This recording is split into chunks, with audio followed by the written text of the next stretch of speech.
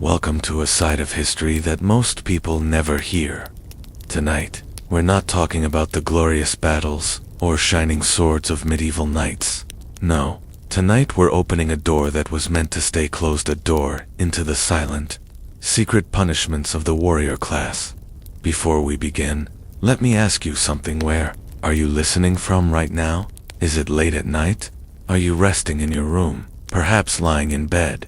Or maybe you're walking alone, headphones in, letting this story wrap around your thoughts like a quiet cloak. Tell me in the comments, because I love reading where you all listen from. And if you haven't yet, make sure to subscribe to this channel. Why? Because we don't just tell history. Here we uncover the forgotten parts. The stories that historians often leave buried under dust. Stories like this one. You see, when you imagine medieval knights, you might picture tournaments, heroic duels, or knights riding into battle under fluttering banners.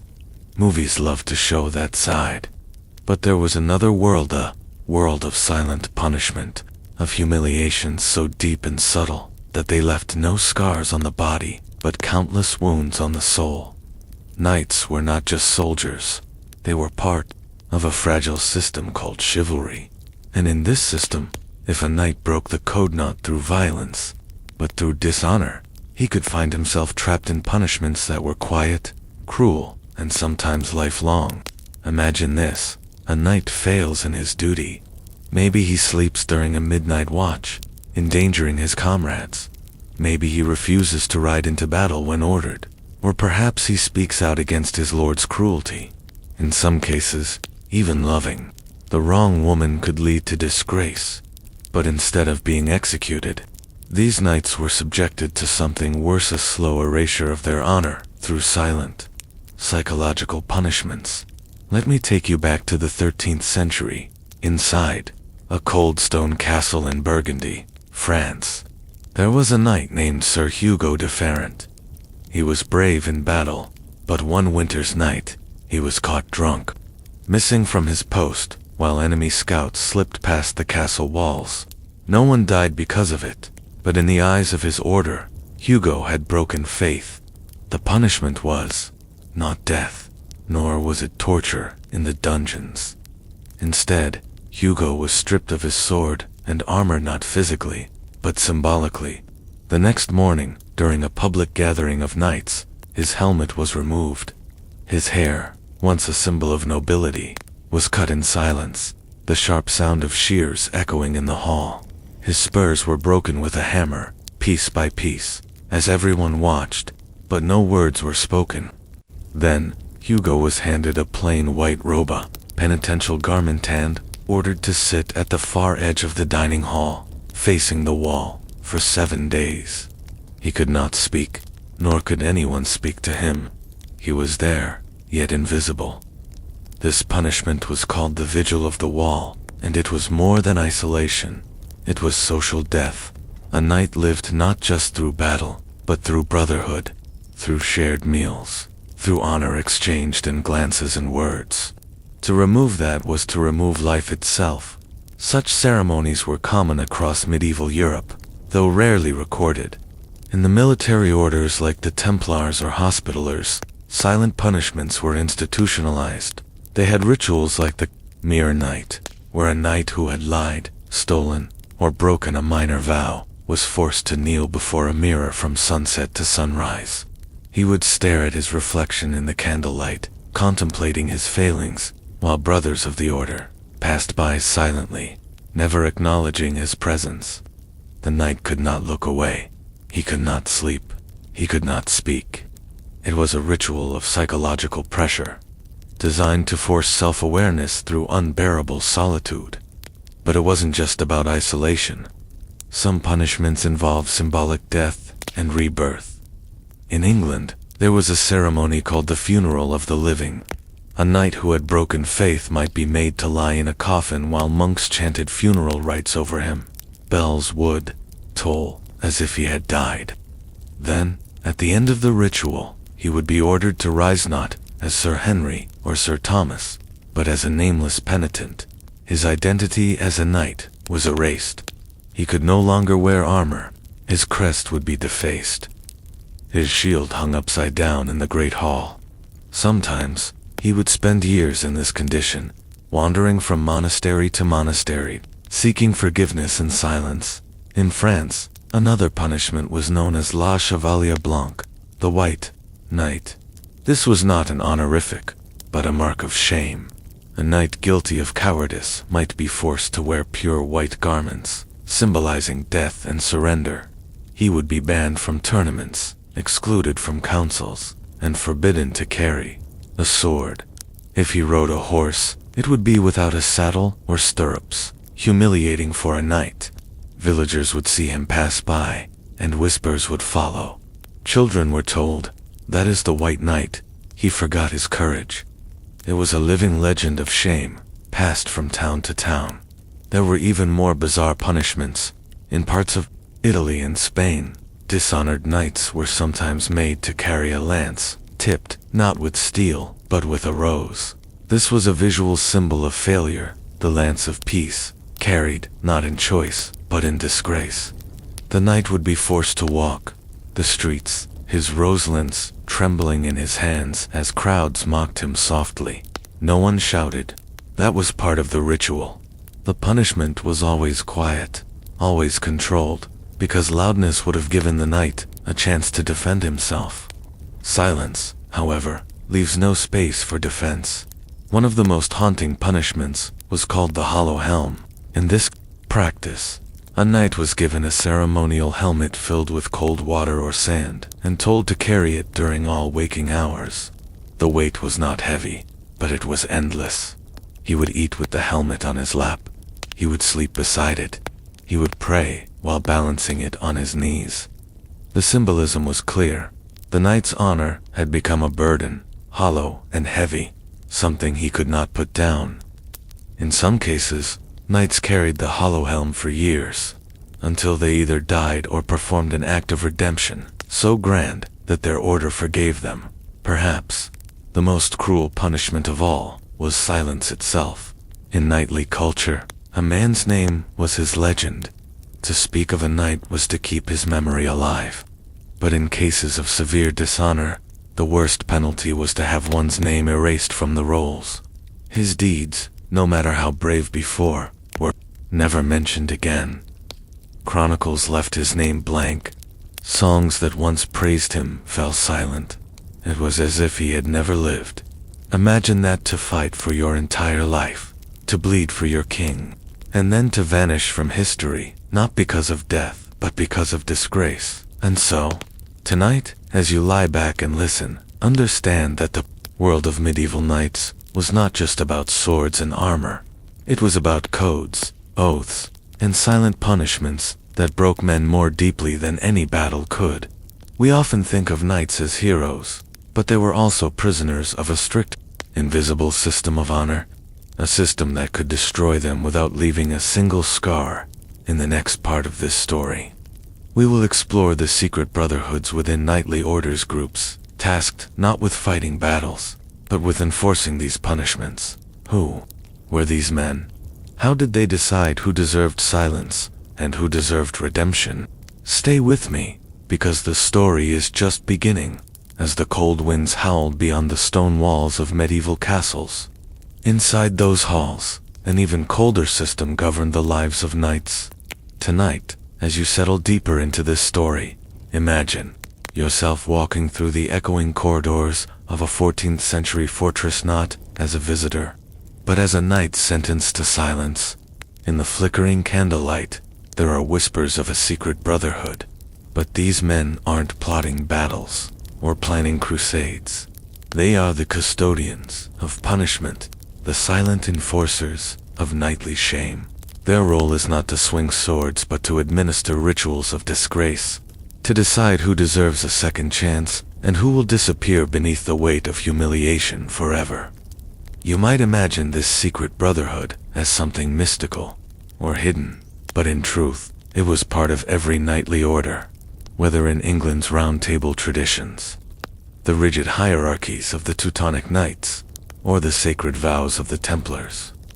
There were always men tasked with preserving the code of honor. Their job was not to kill traitors or exile cowards. That was easy. Their job was to maintain the subtle machinery of social death, to orchestrate the quiet fall of knights who had stumbled. Let's call them the Keepers of Silence. They held no grand titles, but their power was immense. In every castle, they operated like shadow judges. Their tools were not swords or whips, but rituals, symbolism, and social exile. Imagine Sir Aldrich of Ghent, a knight who once led charges into enemy lines with fearless abandon. One winter, he broke the code not in battle, but in spirit. During a heated council meeting, he questioned his lord's decision to burn a village accused of harboring enemies. His words were not disrespectful. They were merely honest. But in the medieval world, honesty could be dangerous. The Keepers of Silence convened that night, wearing dark robes over their armor. No heralds announced their meeting.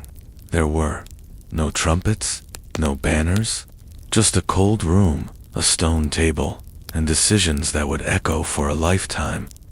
They reviewed Sir Aldrich's case not as a crime, but as a dishonor. His punishment? The vow of voicelessness for 1 full year. Sir Aldrich was forbidden to speak, not to friends, not to servants, not even in prayer.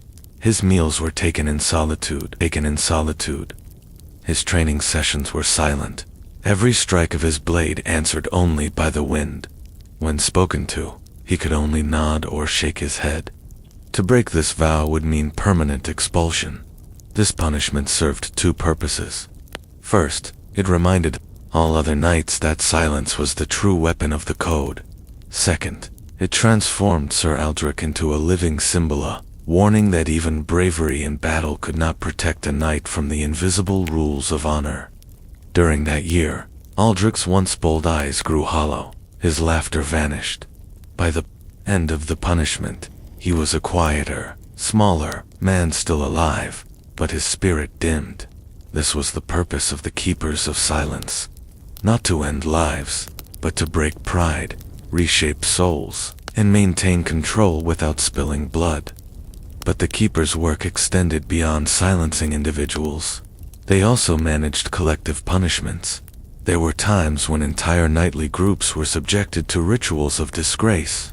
Imagine a battalion of knights who lost a battle not because of bravery, but because they retreated too soon. The Keepers might order them to perform the March of Ashes. This ritual required every knight to smear ashes on his face, remove his armor, and walk barefoot through the village they failed to protect. No words were spoken. Villagers would line the roads, staring silently as the knights passed by, transformed into penitent figures, their pride reduced to dust.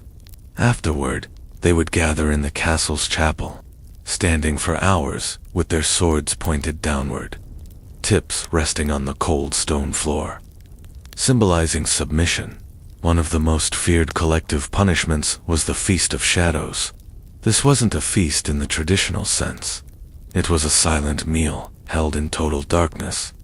All candles were extinguished.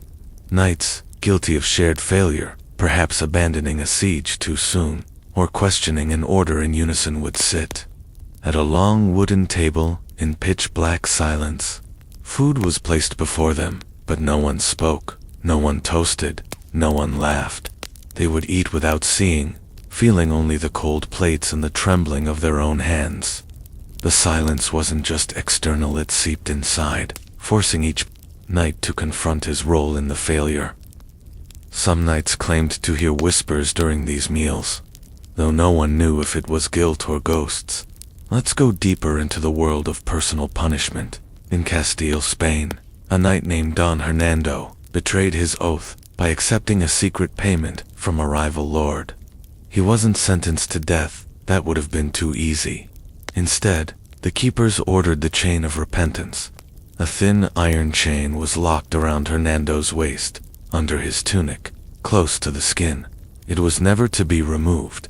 The chain had small sharp points inside, pressing into his flesh just enough to cause discomfort, but not injury. Every day, as he rode, trained, or sat at court, the chain reminded him of his betrayal. For 5 years, Hernando wore that chain, its quiet pain hidden beneath noble robes. No one spoke of it, but all who knew watched the way he moved, the small winces, the subtle shifts of posture. He was marked not by visible scars, but by a private, constant punishment. In Germany, the Order of the Broken Lance took this a step further. Knights who had violated sacred vows were given lances deliberately snapped in half. These broken weapons were placed above their beds, nailed to the walls of their chambers, forcing them to sleep beneath symbols of failure. The snapping of a lance was not just a punishment, it was a ritual of humiliation. It signified that the knight's word had been broken, his courage shattered. Some knights, unable to bear this weight, left their orders and wandered into a hermitage, living the rest of their days in silence. Then there was the punishment of echo walls. In some castles, circular stone chambers were built specifically for penance. A knight would be placed inside, and his breathing, his heartbeat, would echo back at him, amplified by the architecture. Some chambers even had slits designed to carry whispered prayers back into the knight's ears, making it seem as though the walls themselves were judging him. It was psychological torment, forcing knights to face not external enemies, but the war inside their minds. Why were these punishments so focused on silence, symbols, and internal suffering? Because medieval culture believed that shame, when handled correctly, purified the soul. Pain faded, but humiliation stayed. A scar could be shown proudly, but disgrace was carried like an invisible weight. The keepers of silence understood this deeply. Their job was not to destroy knights, but to reform them more, if necessary. To reduce them to shadows of their former selves. Consider Sir Reginald of York, a knight who accidentally killed another knight during a tournament. Though it was an accident, honor demanded a response. The keepers sentenced him to the Year of the Blind Eye. For 12 months, Sir Reginald wore a cloth over one eye. This symbolized his failure to see his brother. Knight clearly, his lapse in judgment. He could still fight, still serve, but always with impaired vision, a daily reminder of his guilt. And when the year was over, he removed the cloth, but never rode into a tournament again. Some knights, however, found redemption through these punishments. In rare cases, the keepers allowed for what was called the silent rebirth. After completing their rituals of penance, a knight might be granted a new name, a new coat of arms, symbolically becoming a new person. But even then, the old name was never spoken again. It was as if the man before had truly died. So, tonight, as you continue listening, understand that the medieval world wasn't just brutal, it was deeply psychological. Honor wasn't maintained by swords alone. It was maintained by silence, by shame, and by rituals that turned proud warriors into quiet shadows. The keepers of silence were the unseen architects of this system. Their hands never stained with blood, but always wrapped around the hearts of knights who had faltered.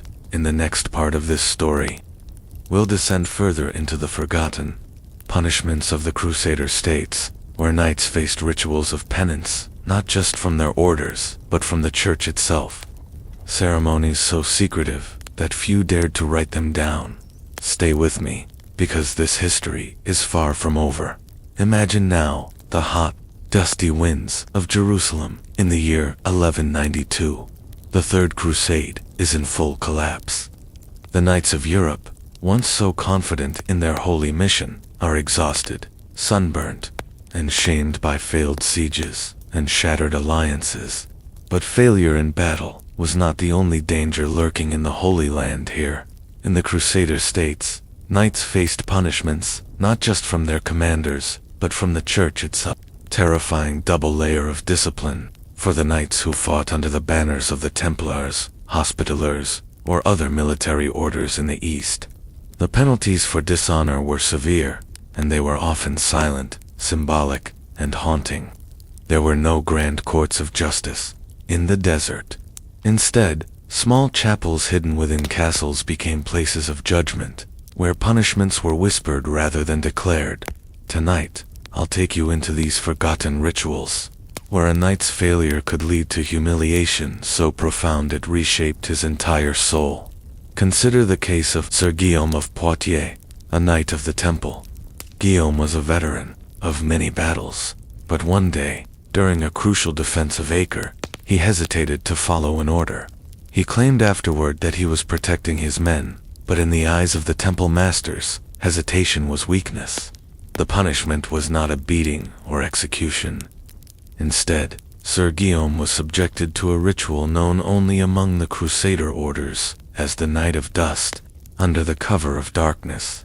He was stripped of his armor and dressed in a robe made from sackcloth, the same material used to bury the dead. At midnight, he was led into the desert by two silent brothers. They carried no torches, only a single wooden cross. Guillaume was ordered to dig a shallow grave in the sand. When he finished, he was told to lie in it while the brothers whispered prayers of the dead over him. Then they left him there, alone, until sunrise. No one returned to check on him. The punishment was psychological. Lying in that grave all night, feeling the cold desert air against his skin, Guillaume was forced to consider his death, his failure, and the possibility that God himself had abandoned him. When he returned to the fortress walls at dawn, no one greeted him. His name was removed from the morning roster. For weeks, he ate alone, trained alone, and slept in a separate cell. It was as if he had died and come back, but without the honor of resurrection. This wasn't the only punishment used by the Crusader orders. There was also the Silent Watch. A knight guilty of theft, cowardice, or breaking monastic vows was sometimes ordered to stand guard at the gates of the castle without armor, without weapons, and without speaking. He could not sit, could not rest, and could not ask for help. For 3 days and nights, he stood in silence, watching as others passed him by. His fellow knights ignored him completely. Even the servants looked away. Food was left on a stone by the wall. No one handed it to him directly. It was a living ghost punishment, meant to cleanse the soul through isolation and reflection. In the city of Tyre, another form of penance was called the Rope of Shadows. This involved tying a thin rope around the neck of the guilty knight, symbolizing submission not to men, but to God's will. The knight would wear this rope beneath his garments, hidden from sight, but always present, for a period decided by his superiors, sometimes months, years. The rope was not removed for sleep or bathing. Its fibers scratched the skin, leaving marks that lasted long after the punishment ended. Some knights developed infections from the constant friction, but no one dared complain, because the rope was a reminder that pride was dangerous, and humility was mandatory. Let's not forget the Walk of White Bones. This was a ritual punishment, used for knights who had broken sacred oaths during crusade campaigns, perhaps by killing surrendered enemies or stealing from holy sites. In this ceremony, the knight would be dressed in white burial robes and ordered to walk through the ranks of his comrades barefoot, carrying a single bone from a human skeleton. Often it was a femur or a skull, taken from the graveyards outside Jerusalem. The message was clear: death watches you, and dishonor stains you beyond the grave. No one spoke to the knight during this walk. He was expected to reflect silently, knowing that every eye upon him was not offering comfort but judgment. In Antioch, records mention a ritual called the Echo of God. A knight who blasphemed, perhaps by mocking the church's teachings or questioning a priest, would be forced into a small chapel alone. Inside, a special architectural trick caused even the softest whisper to bounce back at him, louder and louder, until it sounded like the voice of God himself. The knight would kneel in the center of the room, confessing his sins aloud, while his voice thundered back from the stone walls, magnified into something terrifying. Some knights fainted during this punishment, others wept uncontrollably, but no one emerged the same. Why were these punishments so severe? Because in the Crusader world, failure wasn't just a personal matter, it threatened the entire Christian mission. A single knight's dishonor could poison the morale of an entire fortress. To prevent that, punishments had to be total, both physically and spiritually crushing. Silence was used as a weapon, a way to enforce control without open violence. It wasn't about breaking bones. It was about breaking identity. Imagine a knight returning to Europe after years in the Holy Land, marked by these punishments. He might sit quietly at his own castle's feast, wearing fine robes, but beneath them he carries the memory of the rope, the echo chamber, the night in the grave. His eyes are distant, his voice softer than it once was. His friends may not understand why he avoids tournaments now, why he rides at the back of the procession instead of the front. But he knows, he remembers, and he carries the shame like a second skin. Some knights never recovered. They withdrew from society entirely, choosing the life of hermits or monks. They sought penance in remote monasteries, where the silence of the cloister felt familiar, almost comforting after the punishments they had endured. Others wandered from town to town, offering to fight in other people's wars, hoping to die in battle as a final act of redemption. In rare cases, knights were granted the ritual of forgetting, where their name was formally erased from the rolls of their order. They became nameless men, wandering souls without titles, cut off from history itself. These silent punishments had a ripple effect. Their stories spread among knights, whispered in the corners of armories and scriptoriums. Young squires were warned about them during training. Do not speak out of turn, they were told. Do not break the code. The punishment will not be loud. It will be quiet, and it will last forever. And so, fear maintained discipline better than any whip could. Knights lived under constant pressure, balancing bravery with obedience, courage with silence. As you listen tonight, perhaps lying in the dark, imagine the weight of these invisible punishments.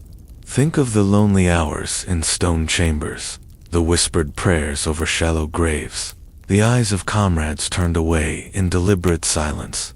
This was not the chivalry of fairy tales.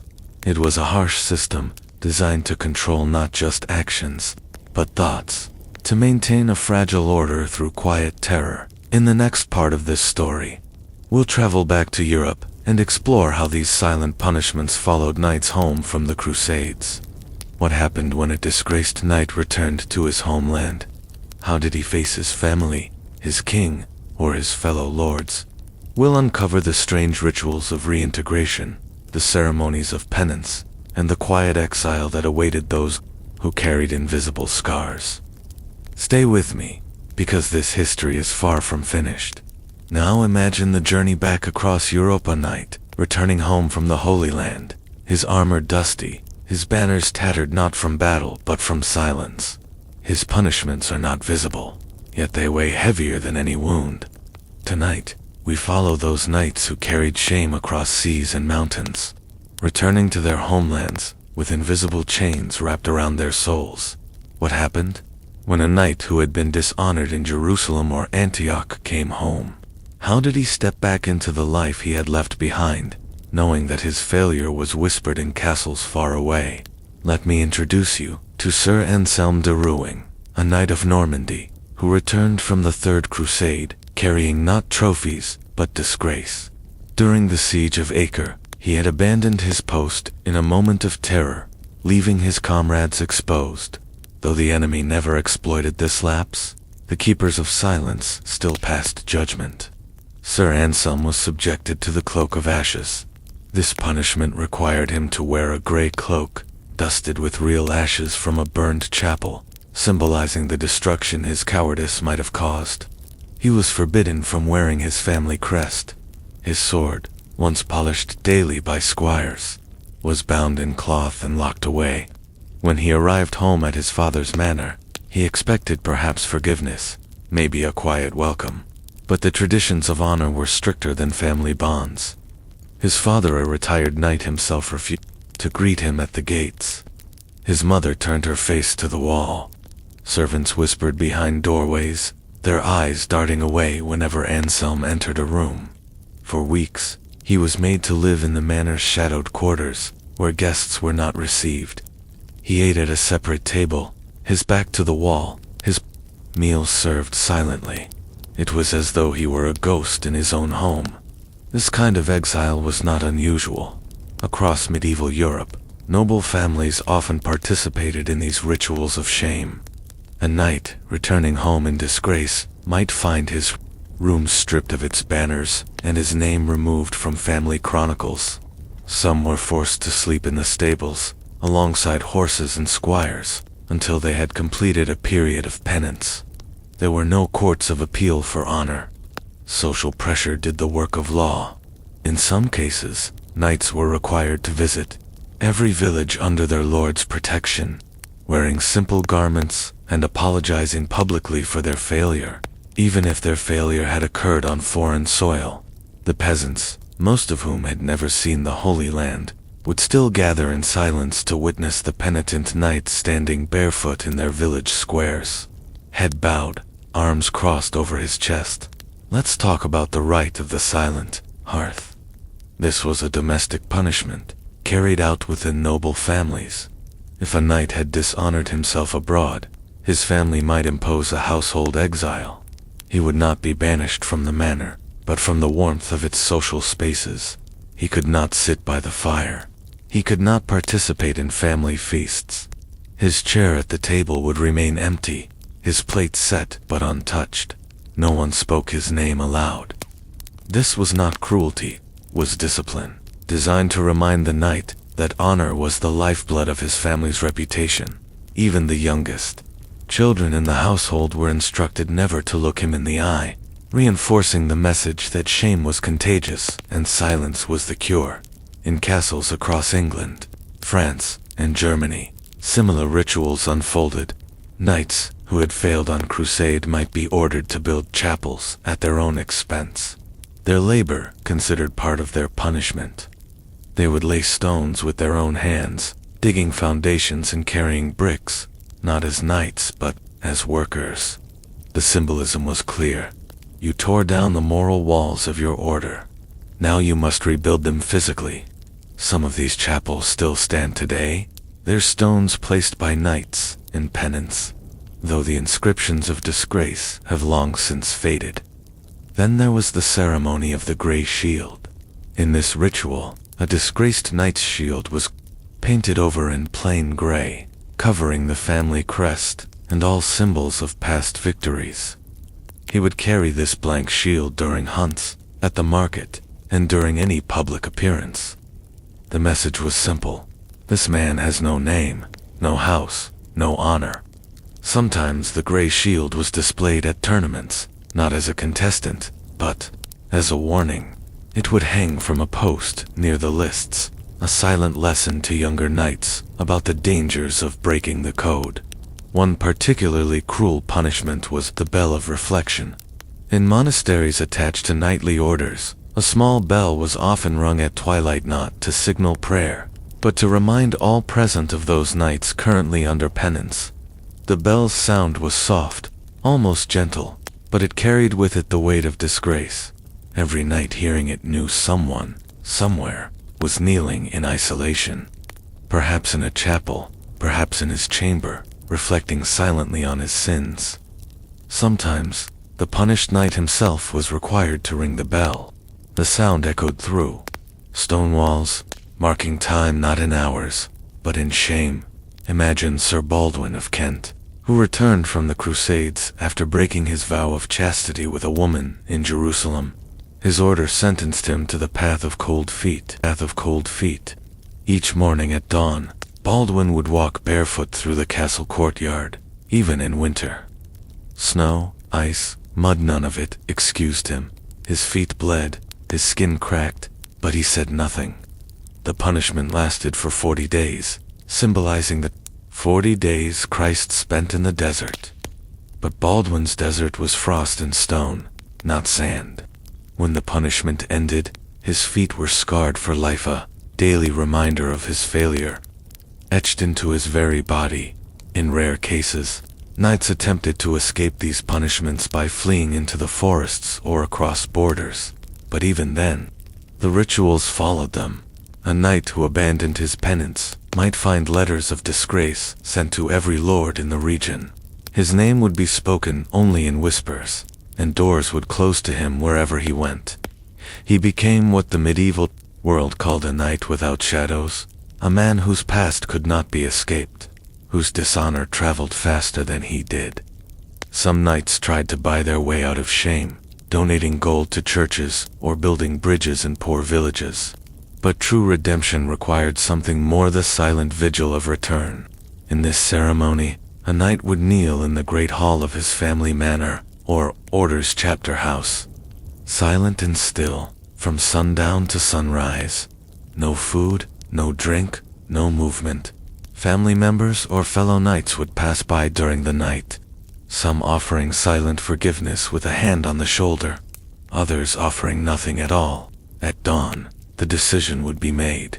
Was the knight ready to return to society, or would his exile continue? This decision was often made by the oldest knight in the order, a man who had himself once faced penance and survived it. Redemption was not guaranteed. Some knights spent months repeating the vigil before acceptance. Why did these rituals persist for centuries? Because in a world built on reputation, silence was more effective than swords. A man killed in battle could become a martyr, but a man silenced by shame became a cautionary tale. He lived on, not in glory, but as a warning. Knights understood this deeply. It shaped their behavior, their choices, and their fears. They trained their squires not just in combat, but in the delicate art of maintaining honor, knowing that one misstep could lead to a lifetime of exile. Not from lands, but from love, respect, and memory itself. As you lie in the darkness tonight, listening to these stories, think about how different this world was from the one we imagine. Chivalry wasn't about bravery alone, it was about control. Control of the self, control of the brotherhood, and above all, control of shame. These quiet punishments kept the system alive, a system where silence spoke louder than any horn of war. In the next part of this story, we will descend even deeper into the rituals of medieval shame, exploring the strange ceremonies of confession, enforced humility, performed in knightly orders, rituals involving masks, symbolic funerals, and the chilling tradition known as the last armor. Stay with me, because this history is only getting darker. The night is deep now. The fire in the castle's great hall crackles low, casting long shadows against cold stone walls.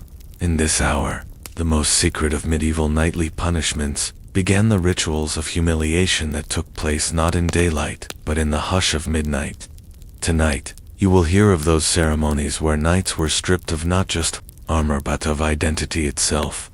Imagine a world where shame had a script, a ceremony, a performance. A knight who failed his code could not simply apologize. He had to be remade through ritual. In these ceremonies, masks were worn, graves were dug, and armor was buried. And always, there was silence. Let me begin with the tradition of the last armor. This was one of the most haunting punishments in the medieval world, performed only when a knight's disgrace was so deep that no other penance would suffice. In this ritual, the knight's armor, his breastplate, greaves, gauntlets, and helm was carefully dismantled and placed into a wooden coffin. Each piece was treated as if it were part of a body. The gauntlets were crossed over the chest plate like dead hands. The helmet was placed at the coffin's head, symbolizing the knight's mind. The sword was laid along the side, not as a weapon, but as a funeral relic. Then, under the pale light of torches, the knight was forced to watch as his armor was buried in the earth. Sometimes this took place in the castle's graveyard, alongside real graves. Other times it happened within the castle walls, in a private courtyard where no grass would ever grow again. The knight stood silently, his eyes fixed on the dirt covering his life. When the ceremony ended, he was no longer Sir Thomas or Sir Geoffrey. He was a man without armor, without a title, and a name. His knighthood was dead, though his body still lived. Some knights tried to earn back their armor through years of penance, Others never wore metal again, living out their days as laborers, monks, or silent wanderers. To lose one's armor was to lose everything. In medieval thought, armor wasn't just protection, it was identity, a second skin that declared to the world, I am someone. Stripping it away, burying it, was like peeling the soul from the flesh. But there were even stranger punishments. Consider the Mask of the Black Dog. In the 12th and 13th centuries, across regions of France and the Holy Roman Empire, knights who broke codes of loyalties, especially those accused of betraying comrades or lords, were sometimes subjected to this bizarre ritual. A mask, crafted from boiled leather and painted black, shaped like a dog's snarling face, was placed over the knight's head. It had no mouth hole, only slits for the eyes, forcing the wearer into silence. For a set number of days, sometimes 7, sometimes 40, the knight would wear this mask continuously. He would sleep in it, eat in it, live in it. The symbolism was cruel. Dogs were seen as loyal servants, but a knight who betrayed trust was lower than a dog. He was a beast, unworthy of human company. The mask turned him into an animal in the eyes of his brothers, reducing him to something less than a man. In the order of the Hospitallers, there was a punishment called the Cloak of Mirrors. A knight guilty of arrogance or pride might be sewn into a cloak covered with small polished metal discs, each one reflecting his image at him. He would wear this cloak during meals, during prayer, and training. Wherever he turned, he saw himself not as he wanted to be, but as he truly was, flawed, humbled, exposed. The mirrors were not clear, but warped, bending his reflection into grotesque shapes. It was a daily reminder of the distortion between how a man saw himself and how the world saw him after disgrace. Some punishments were tied to confession. In knightly orders, it wasn't enough to confess sins in private to a priest. Public confession was required, and often it was symbolic rather than verbal. In Germany, knights performed the silent confession. A disgraced knight would walk into the great hall, remove his belt and spurs, and place them at the feet of his commander. Then he would kneel, hands open, mouth closed. He spoke no words. The silence was his confession. If the commander placed his hand on the knight's head, the confession was accepted, and penance began. If the commander turned away, the knight was considered beyond redemption. In Spain, there was a chilling variation called the shadow confession. The knight would be forced to kneel before a wall in the early morning or at dusk, when his shadow stretched long behind him. He would speak his confession not to a person, but to his own shadow. He would describe his sins softly, knowing that no one would reply. Some knights whispered to their shadow for hours, repeating their failures until tears soaked the ground beneath them. When the sun rose fully, or set completely, and the shadow vanished, the knight stood in silence, his confession complete. Let's talk about the funeral procession of the living. This was a punishment given to knights who had shamed their order, but had not committed crimes severe enough for expulsion. In this ritual, the knight was dressed in funeral garb, a white robe, a cloth wrapped around his head like a burial shroud. He would lie on a bier, carried by fellow knights as if he were dead. They would process through the castle courtyard or village streets, chanting prayers, usually reserved for the deceased. The knight heard his funeral, felt the footsteps of comrades beneath him, smelled the incense of death rites. At the end of the procession, he would rise from the bier, remove the shroud, and return to his duties, not as the man he was before, but as someone symbolically reborn. The message was clear: your old self is gone. You have died to pride, and you are now reborn to humility. Perhaps the strangest punishment of all was the burial of the name. In this ritual, a knight's name was physically written onto a parchment scroll, sealed in wax, and placed into a small wooden box. This box was buried beneath the floor of the castle chapel, or hidden in the walls of the great hall. For the duration of the punishments, sometimes months, sometimes years, the knight's name could not be spoken. No orders were given to him. by name. No prayers mentioned him. His identity became a hidden relic, entombed within the building itself.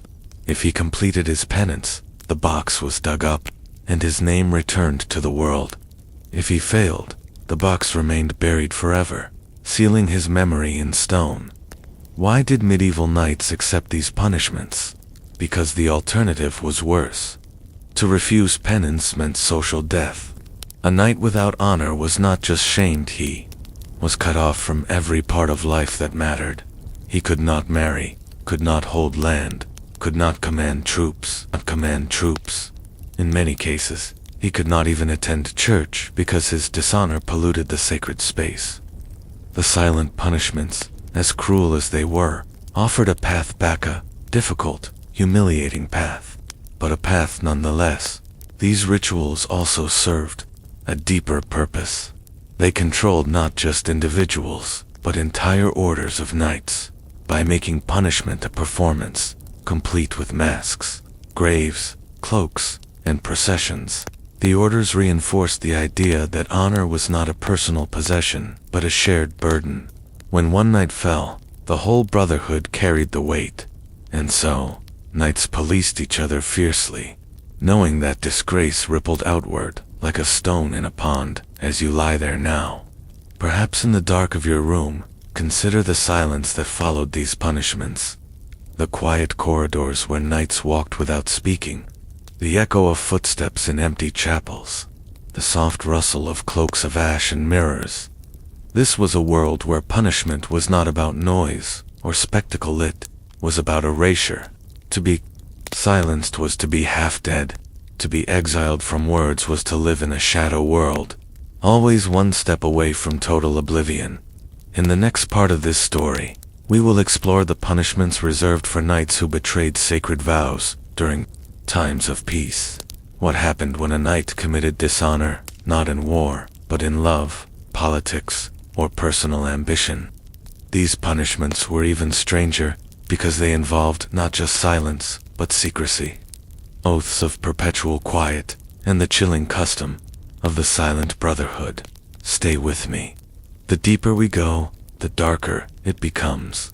Now let us descend deeper into the quiet. Punishments of medieval knights, not those delivered on the battlefield or in moments of military failure, but the punishments that unfolded in the realm of personal life, love, and political intrigue. For in the medieval world, a knight's life was not just defined by war, it was bound by a strict code of behavior in daily existence. And when knights broke these vows, especially in matters of love, loyalty, or betrayal outside of combat, the punishments became even stranger, even quieter. Tonight, you will discover the existence of the Silent Brotherhood, an underground system of knightly penance, known only to those who had stumbled, not in war, but in life. Consider the case of Sir Lambert of Flanders, a knight who, in the year 1278, fell into disgrace not for failing in battle, but for secretly marrying the daughter of a merchant without his lord's permission. In medieval Europe, marriage was not merely a private affair, it was a political alliance. For a knight to marry beneath his station was to defy the social hierarchy, to betray his role as a nobleman. Sir Lambert was not punished by sword or exile. Instead, he was summoned before the Silent Brotherhood, a council of knights tasked with enforcing the social codes of honor in absolute secrecy. The Brotherhood wore plain robes, no armor, no crests. Their meetings were held at night, in candlelit chambers sealed from the outside world. There were no records, no witnesses. The punishment delivered by the Silent Brotherhood was called the Vow of the Veiled Mouth. For 7 years, Sir Lambert was forbidden to speak his wife's name aloud. He could not introduce her at gatherings. He could not tell stories of his marriage or speak of his household. If asked about his family, he had to remain silent or divert the conversation. The idea was not just to punish him, it was to erase the social scandal by forcing silence around it. His marriage existed, but only in shadows. The Silent Brotherhood specialized in these kinds of punishments. When knights fell in love with women of the wrong class, when they whispered political secrets to the wrong ears, when they engaged in private rivalries that threatened to destabilize alliances, the Brotherhood acted not with swords, but with rituals of silence. There was a punishment called the Whisper's Chain. A knight guilty of spreading gossip or secret information was made to carry a chain of small bells beneath his tunic, each one dampened with cloth so they made no sound. The weight of the chain reminded him daily of the words he had spoken.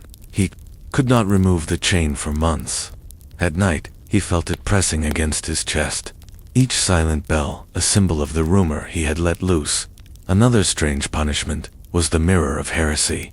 Knights who privately doubted the authority of the church, or who spoke words that hinted at heresy, were not always tried publicly. Instead, they were subjected to a private ritual in which they sat before a polished obsidian mirror for hours. Staring into the black reflection, they were told that the mirror would show them the face of their sin, but, of course, all they saw was themselves, distorted by the stone's dark gleam. The idea was to force the knight into silent confrontation with his doubts, his whispers, against the church, until fear consumed him. In Italy, especially among the knightly orders of Florence and Siena, there was a tradition called the Banquet of Silence. This punishment was reserved for knights who committed political betrayals, perhaps siding with the wrong faction in a civil dispute or manipulating alliances for personal gain. In this ritual, the knight would be invited to a grand feast, but forbidden to eat. He would sit at the table while others dined, his plate empty, his cup dry. No one spoke to him. He was not shunned. Exactly, instead, he was ignored completely. The feast continued around him as if he did not exist. This form of social invisibility was a devastating punishment in a world where a knight's status was built on public recognition. Let us also speak of the Knight of 1,000 Steps. This punishment was used in the Castilian courts when a knight's ambitions became dangerous. If a knight sought power beyond his station, if he plotted quietly against his lord, the punishment was to walk the castle perimeter alone at night for 1,000 steps. He was not permitted to speak, not even to the guards. He could not stop or turn back. Each step symbolized his distance from humility. In some cases, the knight would walk this path for weeks, each night repeating the 1,000 steps, each time, in silence. The punishment was not physical exhaustion, it was mental collapse. The rhythm of footsteps in the dark, the knowledge that every step was a reminder of pride, slowly wore down the will. In the Eastern European orders, especially among the Polish and Hungarian knights, there was a custom known as the mouthless mask. This was a leather mask, similar to the mask of the black dog, but this one had no mouth at all, not even slits for breath. The knight wore it during councils, feasts, and religious ceremonies. His breathing was labored, his silence absolute. The symbolism was brutal. If you have spoken wrongly in secret, you will speak no more, not even in thought. Sometimes, the punishments affected entire families. When a knight brought dishonor through private actions, say, by bribery or secret assassination, his entire household might be subjected to the shadow curtain. This was a literal curtain, black and heavy, hung across the family's chapel. No prayers could be said there until the penance was completed. The household lived in spiritual darkness, their faith veiled by the curtain of disgrace. Some curtains stayed in place for years, becoming dust-laden relics of failure. There were even cases where knights were required to create secret oaths of silence that lasted a lifetime. The Silent Brotherhood administered these vows in small locked rooms. The knight would kneel before a simple iron cross, place his hand upon a closed book, not always a Bible, sometimes a blank tome, and swear never to speak of his crime. Not to his family, not to his confessor, not even on his deathbed. This was called the unspoken pledge. Knights who took this vow carried their sins to the grave, their punishments unrecorded, their disgrace known only to the Brotherhood and God. Some historians believe this is why so many medieval chronicles, lack stories of nightly because failures didn't happen, but because they were buried beneath layers of silence. One of the most mysterious rituals was the burial of the breath. In this punishment, a knight who had broken his word in secret, perhaps, by failing to protect a hostage or betraying a lover's confidence, was required to dig a small hole in the earth, place his lips against the soil, and whisper his failure into the ground. Then he would cover the hole and walk away, leaving his confession sealed beneath the earth. No one ever dug these holes back up. The earth became the keeper of the secret. Some knights performed this ritual on mountaintops, others in castle, gardens, or beneath ancient trees. Over time, the land itself became a silent witness to thousands of whispered shames. These punishments did not come from cruelty alone. Medieval society was obsessed with the idea of order. Silence was a way to contain scandal, to prevent the social structure from collapsing under the weight of whispered betrayals and private sins. The Silent Brotherhood existed to protect the code of chivalry, not just on the battlefield, but in the delicate politics of everyday life. They believed that honor was not simply about courage, it was about the management of secrets, the control of speech, the careful balance of truth and silence. As you lie back now, perhaps in the stillness of your room, think about the echoing footsteps of these knightsmen who walked through life carrying invisible burdens. They bore no scars, yet their hearts were marked by rituals of silence. Their voices trapped behind oaths, their stories hidden beneath the surface of history. They lived as shadows among men, their punishments forgotten by time, but never erased from memory. In the next part of this story, we will explore the twilight years of the knightly era, when the codes of silence began to crack under the weight of changing politics and rising kings. What happened when knights refused to accept punishment? What did rebellion against silence look like? And how did the quiet punishments evolve as Europe marched toward the Renaissance? Stay with me, because the silence is about to shift as the medieval era edged toward its twilight. The 14th and 15th centuries. Quiet rebellion began brewing within the knightly class. For centuries, silence had been their prison. The quiet punishments kept them obedient, subdued, trapped in cycles of penance and ritualized shame. But as Europe changed, kings rose, centralized power grew, and the knights, those once proud enforcers of feudal honor, began to crack under the weight of silence. Tonight, we enter a new chapter in this secret history, the story of the knights who refused their punishments, who rebelled against silence, and in doing so, altered the course of chivalry forever. Consider the political shift happening at the time. With the rise of monarchies in France, England, and Spain, royal courts began to eclipse the power of feudal lords. Kings preferred centralized armies over independent knights. The code of chivalry, once enforced by brotherhoods and silent rituals, started to erode. Knights who once accepted shame as fate now saw alternatives: mercenary work, royal pardons, or service in foreign lands. And with these new options came defiance. Imagine Sir Bertrand Dulu, a knight of Burgundy who, after breaking his vow during a border skirmish in 1391, was ordered to perform the Vigil of the Dust Cloak, a penance requiring him to live outside his castle for 40 days. Clothed in grey, forbidden from speaking to any nobleman, Bertrand refused. He wrote a letter directly to the King of France, bypassing his lord entirely. In the letter, he argued that his failure was not a matter of honor, but of military necessity.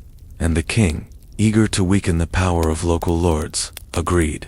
Bertrand was pardoned not through ritual, but by royal decree. His armor was never buried, his name never erased. This was a dangerous precedent. It signaled the beginning of the end for the old systems of knightly silence.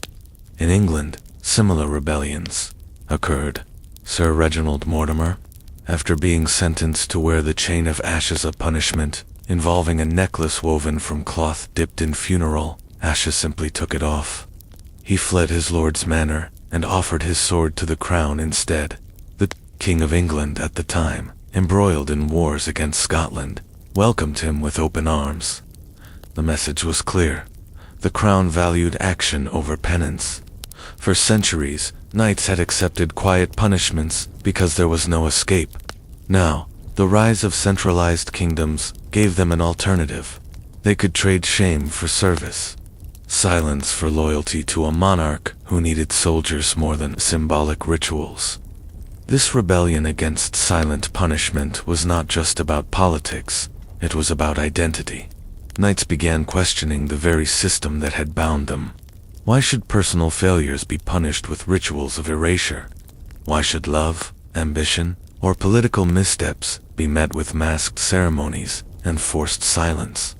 Some knights started to write about these questions, in rare, secret manuscripts, many of which were burned or lost. They documented their experiences. One of the few surviving examples is the Codex Mutus, or the Silent Book, discovered in a ruined monastery near Avignon. Its pages, written in careful Latin script, detail the confessions of a knight who endured the burial of the name. He describes the agony, not of battle wounds, but of walking through life unseen. His name buried beneath stone, but in the margins of the text, there are notes of rebellion. He writes, "I will speak my name aloud when I ride into battle again. Let the world hear it, for silence is a chain I no longer accept." Other knights took bolder actions. In Bohemia, the knightly order known as the Grey Lance openly defied the punishments of silence. When one of their members was accused of breaking an oath, the Brotherhood refused to administer the traditional punishments. Instead, they gathered in their hall, laid their weapons on the table, and declared that henceforth, honor would be measured by deeds alone, not by whispered rituals or silent vigils. This decision shocked the region. The Grey Lance became infamous, viewed as dangerous radicals by other knightly orders. But among younger knights, their fame spread like wildfire. Young squires whispered the name Grey Lance at night, imagining a world where mistakes were not met with exile, but with the chance to make amends through action. This period also saw the rise of knightly memoirs, an entirely new genre at the time. Knights who had been subjected to quiet punishments began writing their own stories, not in the heroic style of courtly poets, but in raw, personal confessions. These memoirs described the pain of silent exile, the humiliation of wearing masks, or grey cloaks, and the emptiness of being shunned by one's brothers. But they also expressed defiance. One knight wrote, "A blade rusts in its sheath when it is not used. So too does the soul rust in silence. I would rather die in battle than kneel in quiet disgrace." These writings were dangerous. They undermined the entire structure of chivalric discipline. Yet they survived, passed from hand to hand, copied, in secret, by sympathetic scribes. As rebellion spread, the knightly orders faced a crisis. The old system of punishments, cloaks of ashes, masks of dogs, burials of armor was breaking down. Some orders clung to tradition. Others tried to modernize, replacing silence with fines, service penalties, or formal trials. The Order of the White Tower, for example, shifted from secret punishments to public courts of honor, where knights could defend themselves openly. This was revolutionary. For centuries, the code of silence had been absolute. Now, for the first time, knights could argue their case, present witnesses, and seek public redemption. But this transition was not smooth. Many lords and elder knights resisted. They saw the breakdown of silent punishment as a threat to social order. In their view, rituals of silence were necessary to maintain discipline, humility, and the sacred bond of knightly brotherhood. Without these rituals, what was left? Just soldiers, mercenaries. They feared that the rebellion against silence would erode the very meaning of knighthood. Despite resistance, the momentum could not be stopped. By the early 15th century, Europe was changing rapidly. Gunpowder warfare reduced the importance of individual knights. The rise of professional armies made chivalric brotherhoods less relevant. In this new world, The elaborate systems of silent punishment seemed archaic, out of place. Knights began to serve kings directly, negotiating their roles not as part of a feudal code but as contracted warriors. And with this shift, the silent punishments faded, yet echoes of them remained. In some regions, particularly in rural parts of Spain, Poland, and the Holy Roman Empire, traditions of knightly shame lingered well into the 1500s. There are records of knights still performing the March of Ashes, walking barefoot through villages long after the Renaissance had begun. In isolated monasteries, the echo walls still whispered back confessions to knights kneeling in the cold. But these were relics of a dying world. Interestingly, as the punishments faded, legends grew. Stories of knights forced into silence became part of folklore. The Grey Knight, the nameless rider, the man with the hollow helm. These figures appeared in poems and ghost stories, symbols of honor, lost and penance unfinished. Some tales claimed these knights still wander the earth, doomed to eternal silence, searching for a voice they can never reclaim. Even in modern times, traces of these traditions remain. The phrase bearing a silent burden has its roots in these medieval punishments. The idea of carrying shame quietly echoes the rituals of cloaked vigils and buried names. And in military cultures around the world, silent reflection, discipline, through exclusion, and the symbolic stripping of honors still exist in various forms. History may have moved on, but the shadows of the quiet punishments linger. As you lie there tonight, listening in the dark, consider how fragile honor can be when tied to silence. Think of the knights who accepted their punishments, walking through life unseen. Think of those who rebelled, breaking their silence to find new paths.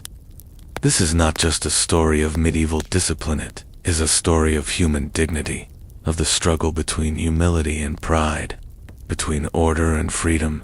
In the next part of this story, we will explore the personal stories of knights who disappeared into legend, those whose punishments were so severe, so final, that they became myths. Who were the silent knights of the Black Forest? What happened to the Order of the Buried Names? And why do some say you can still hear the echoes of their footsteps in ancient castles? Stay with me, because the silence still has more to reveal. As the winds of history swept away the age of knights, some stories refused to fade. Among the cobblestones of old European towns, in the moss-covered ruins of forgotten castles, and the whispered legends passed from grandfather to grandchild, certain names, if they could still be called names, continued to echo. Tonight, we enter the realm of these ghostly figures, the knights whose punishments were so extreme, so final, that they were never truly reintegrated into the living world. They became shadows, legends, and figures of caution and mystery. These were the knights of the silent orders, and their stories linger in the collective memory like echoes trapped in stone. Let me take you first to the dense, misty regions of the Black Forest in southern Germany. This was once home to the enigmatic Order of the Hollow Helm, a group of knights whose punishments were never lifted. They were men who had committed sins, not against kings or lords, but against their brotherhood, breaking sacred vows of loyalty, violating the rules of secrecy, or betraying private rituals of penance. The punishment of the Hollow Helm was simple and devastating. The knight's helmet was stripped of its inner padding, the metal lined only with cold steel. Each knight was then forced to wear this hollow helm permanently, day and night, until death. The hollow helm trapped sound, making every breath, every heartbeat, echo back into the wearer's skull. Sleep was nearly impossible. Conversation was banned. Over time, the knights of the hollow helm became walking ghosts, their faces hidden, their voices forgotten. Villagers reported seeing them move silently through the forests, armor rusting, eyes unseen. Some claimed they protected travelers from bandits, while others whispered that they were cursed to wander, unable to remove the helm even in death. In some monasteries, relics of these helms are still kept, pitted with age, but always locked away, as if they still hold the echoes of the knights who wore them. Another forgotten group was the Order of the Buried Names, said to have existed in the Highlands of Scotland during the 13th and 14th centuries. These were knights who had committed acts of secret betrayal, perhaps revealing the location of a hidden stronghold, perhaps failing to defend a sacred relic. Their punishment was to surrender their names completely. Not only were their names erased from records, but they were forbidden to speak them aloud, forbidden to answer when called, and forbidden to write them down. Instead, each knight carried a small stone, smooth and flat, with no markings. When asked for his name, he would present the stone. Over time, the stone became his identity. When the knight died, the stone was buried in his place, while his body was left to decay unmarked in the earth. Some say that hundreds of these stones still lie beneath the heather and moss of the Scottish hills. Silent graves for men who no longer exist in memory. In Eastern Europe, particularly in the regions bordering the Carpathian Mountains, there were legends of the silent riders, knights who had broken the ultimate vow of chivalry by fleeing from battle, abandoning comrades in moments of terror. Their punishment was to ride alone, indefinitely, without speaking, eating, or resting in the company of others. Their horses were marked with a white cloth tied to the reins, signaling to villagers and travelers that they should not be approached. The silent riders wandered from town to town, appearing at the edges of villages, watching from hilltops, never dismounting. Children were told to hide when they saw a silent rider, for to speak to one was to invite bad fortune. Some believed that the riders were cursed not to die until they had ridden the full circumference of the known world, a task, of course, impossible. There are tales of old men claiming to have seen the same rider in childhood and again in old age. His face hidden beneath a visor, his horse lean but steady. Perhaps the most haunting story is that of the Knights of the Echo, a small brotherhood said to have existed in northern Italy near Lake Como. These were knights accused of crimes that could not be publicly acknowledged, murders of fellow knights, secret assassinations ordered by corrupt lords, betrayals so damaging that public trials would have caused political collapse. To maintain order, the knights were not punished with death, but with exile into sound itself.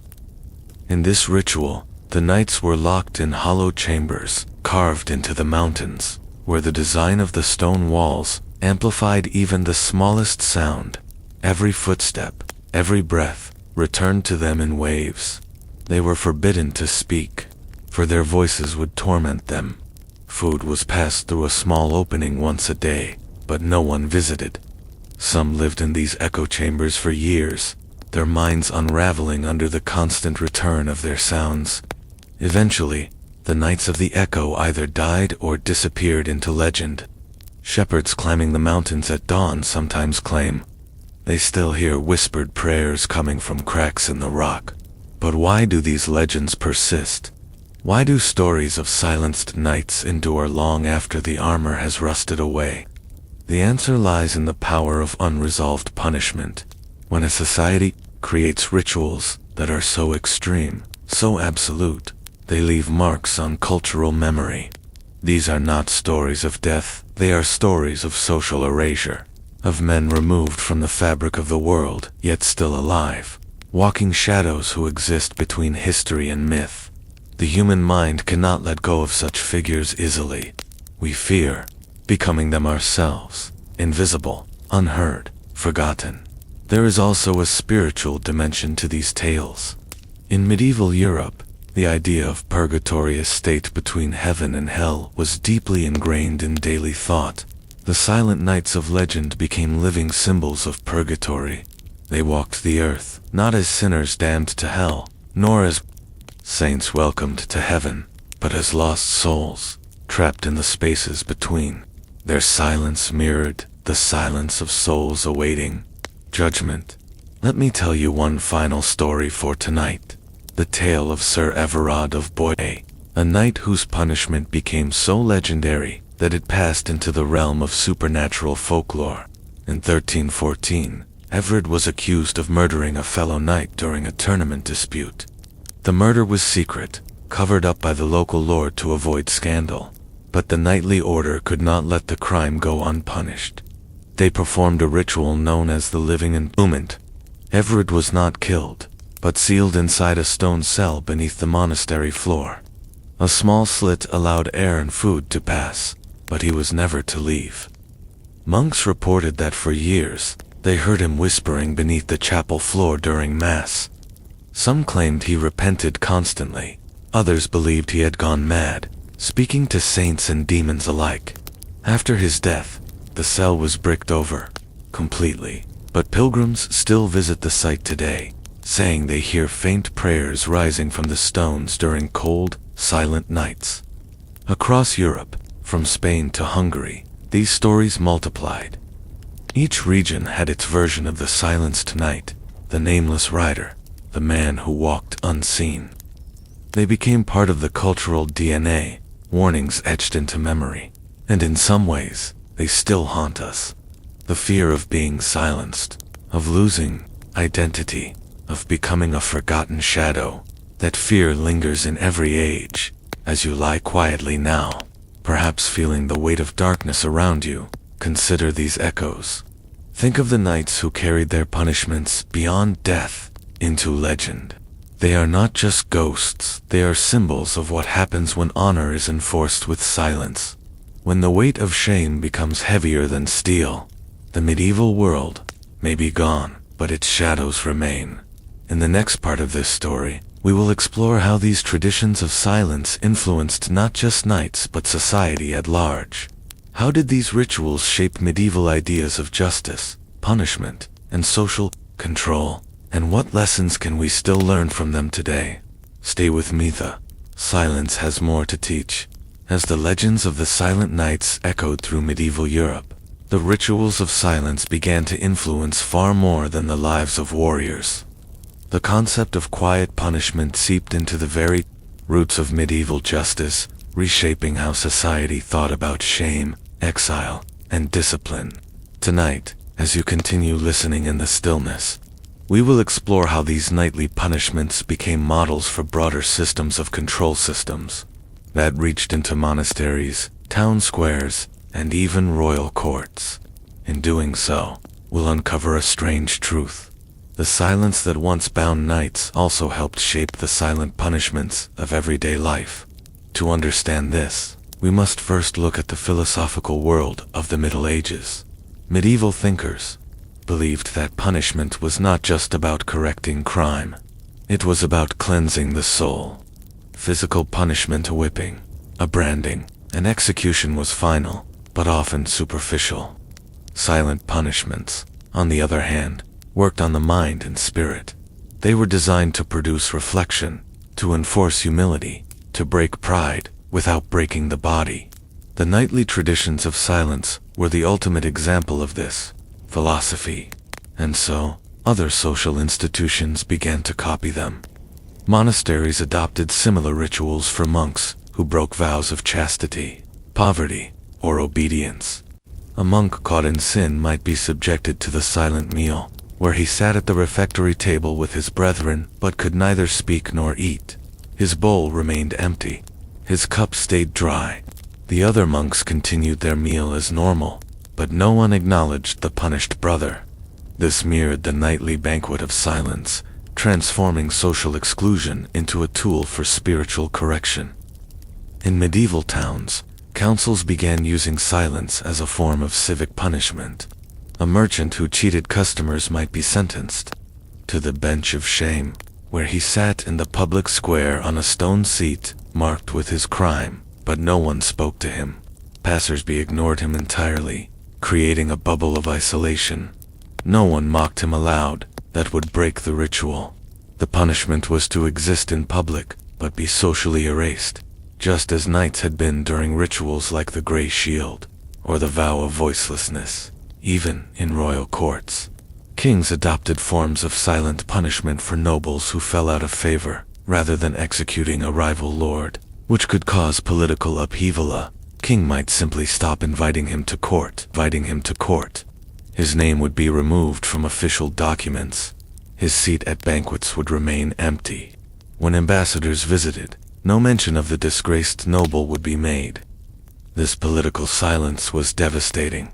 It was not just exile, it was social death. The man still lived, but his influence was erased, much like the knights, whose names were buried in boxes beneath chapel floors. There is also evidence that the legal systems of the time embraced this philosophy.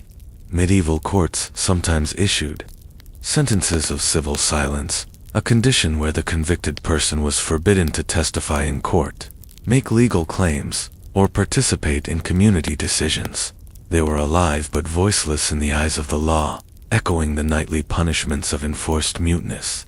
These sentences could last for years, sometimes for life. One of the most chilling adaptations was the development of architectural silence. In castles, churches, and town halls, special chambers were constructed to enforce reflection through isolation. These rooms, called pensatoria in Latin, were small, cold spaces where a person could be locked alone for days, weeks, or months. The walls were curved to create echo effects, magnifying the sounds of breathing, footsteps, or whispered prayers. This design was directly inspired by the echo chambers of the Knights of the Silent Order, where the punishment was not solitude alone, but the torment of hearing. One self-repeated endlessly. Let me share with you the story of Brother Matthias of Clairvaux, a monk in the late 12th century, who broke his vow of poverty by secretly hoarding coins. His abbot chose not to flog him, but to sentence him to the mirror cella's small room, lined with polished brass plates. Brother Matthias was locked inside, forced to stare at reflections of himself from every angle. For 10 days, he lived in this chamber, eating and sleeping with his image, watching him constantly. The punishment ended, not when the abbot said so, but when Brother Matthias broke down weeping, confessing not just to hoarding, but to every small pride and vanity he had hidden in his heart. This method, borrowed from nightly rituals like the Cloak of Mirrors, became common in monastic settings. In some places, even peasants experienced echoes of these nightly punishments. Villages held ceremonies called the Silent Circle, where a wrongdoer, perhaps someone who broke a community agreement or spread harmful gossip, would stand in the village green, while the entire community encircled them silently. No one spoke. No one moved closer. The accused would remain there until their guilt forced them to apologize publicly, often in tears. This punishment was feared more than whipping, because it attacked the soul, not the skin. Schools for noble children, especially future knights, adopted similar tactics. A young squire who failed his lessons or showed arrogance might be sentenced to the day of silence, during which he could not speak, write, or signal to anyone. His meals were served, but eaten in isolation. He could train, but only alone, with no feedback from his instructors. The lesson was clear. Without discipline, without humility, the path to knighthood would close. The teachers believed that silence built character, and that public correction was inferior to private reflection. These traditions even influenced medieval theater. In morality plays, actors sometimes portrayed knights undergoing silent penance. Audiences watched as the character moved through scenes without speaking, isolated on stage while other characters ignored him. These performances taught moral lessons to the public, reinforcing the idea that silence could be more powerful than punishment through violence. But the spread of these rituals had a darker side. Silence became a tool, not just for justice, but for control. Lords used social exile to eliminate rivals without bloodshed. Religious leaders silenced dissent by forcing rebels into cloisters or vows of perpetual silence. Women, too, were subjected to forms of quiet punishment, locked in rooms, denied conversation, erased from family records. The very same rituals that knights once endured in stone halls now served as methods of political suppression and social manipulation.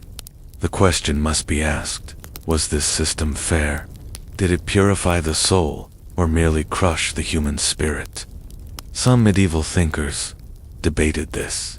In a 14th century manuscript known as the Book of the Shadows, an anonymous monk argued that silence could be a false punishment, that forcing a man into silence might not lead to reflection, but to despair. He wrote, "If you silence the sinner without hearing his cry, you do not redeem him, you bury him alive." Yet the practice continued, because it maintained order. Silence controlled not just individuals, but entire societies. As you lie still now, listening to this, think of how these punishments shaped the medieval world, not through swords and chains, but through rituals of silence that reached into every corner of life. The nights were merely the beginning. Their quiet punishments became templates for monasteries, towns, courts, and families. Entire generations grew up knowing that to err was human, but to speak of it might be forbidden. That silence was everywhere, woven into the social fabric. In the next part of this story, we will look beyond Europe. How did other cultures handle shame and silence? Were there parallels in Japan's samurai traditions? Did ancient Persia, the Mongol Khans, or the Arab warrior classes practice similar punishments? Stay with me, because the echoes of silence stretch far beyond the stone castles of Europe. As we cross into the heart of this journey, the question expands beyond the stone walls of Europe's castles. Were these quiet punishments, these rituals of silence, exile, and symbolic death unique to medieval knights? Or did other warrior cultures develop similar methods for dealing with shame, failure, and betrayal? Tonight, we broaden the lens, stepping beyond Europe to examine how other martial societies across the world embraced silence as a form of discipline. In doing so, we'll discover a shared human fear, not just of pain or death, but of erasure, of becoming a ghost among the living.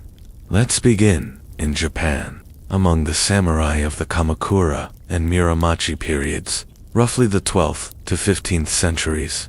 The samurai, like European knights, lived by a strict code of honor bushido, the way of the warrior. Public failure or disgrace often led to ritual suicide, known as seppuku, but not all punishments ended in death. Some samurai endured silent penance, rituals eerily similar to those of the medieval knights. A samurai who failed to protect his master, or who disgraced himself, might be ordered into senkin katai, a form of controlled exile. He would be forced to live far from his home province, maintaining silence about his shame. In some cases, samurai wore white mourning robes during this exile, symbolizing that they were dead to their clan, but still alive in the flesh. They walked village streets quietly, their heads shaved, their eyes downcast. No one spoke to them. They were expected to reflect, meditate, and, if possible, redeem themselves through years of service, or by training younger warriors in humility. There was also a ritual called makusatsu, literally meaning to kill with silence. This was not physical death, but social execution. A disgraced samurai would be ignored by his peers, his name never mentioned in court. Letters sent to him were burned unopened. His existence became a living death. Sound familiar? It mirrors the nightly practices of the burial of the name, or the vow of the veiled mouth.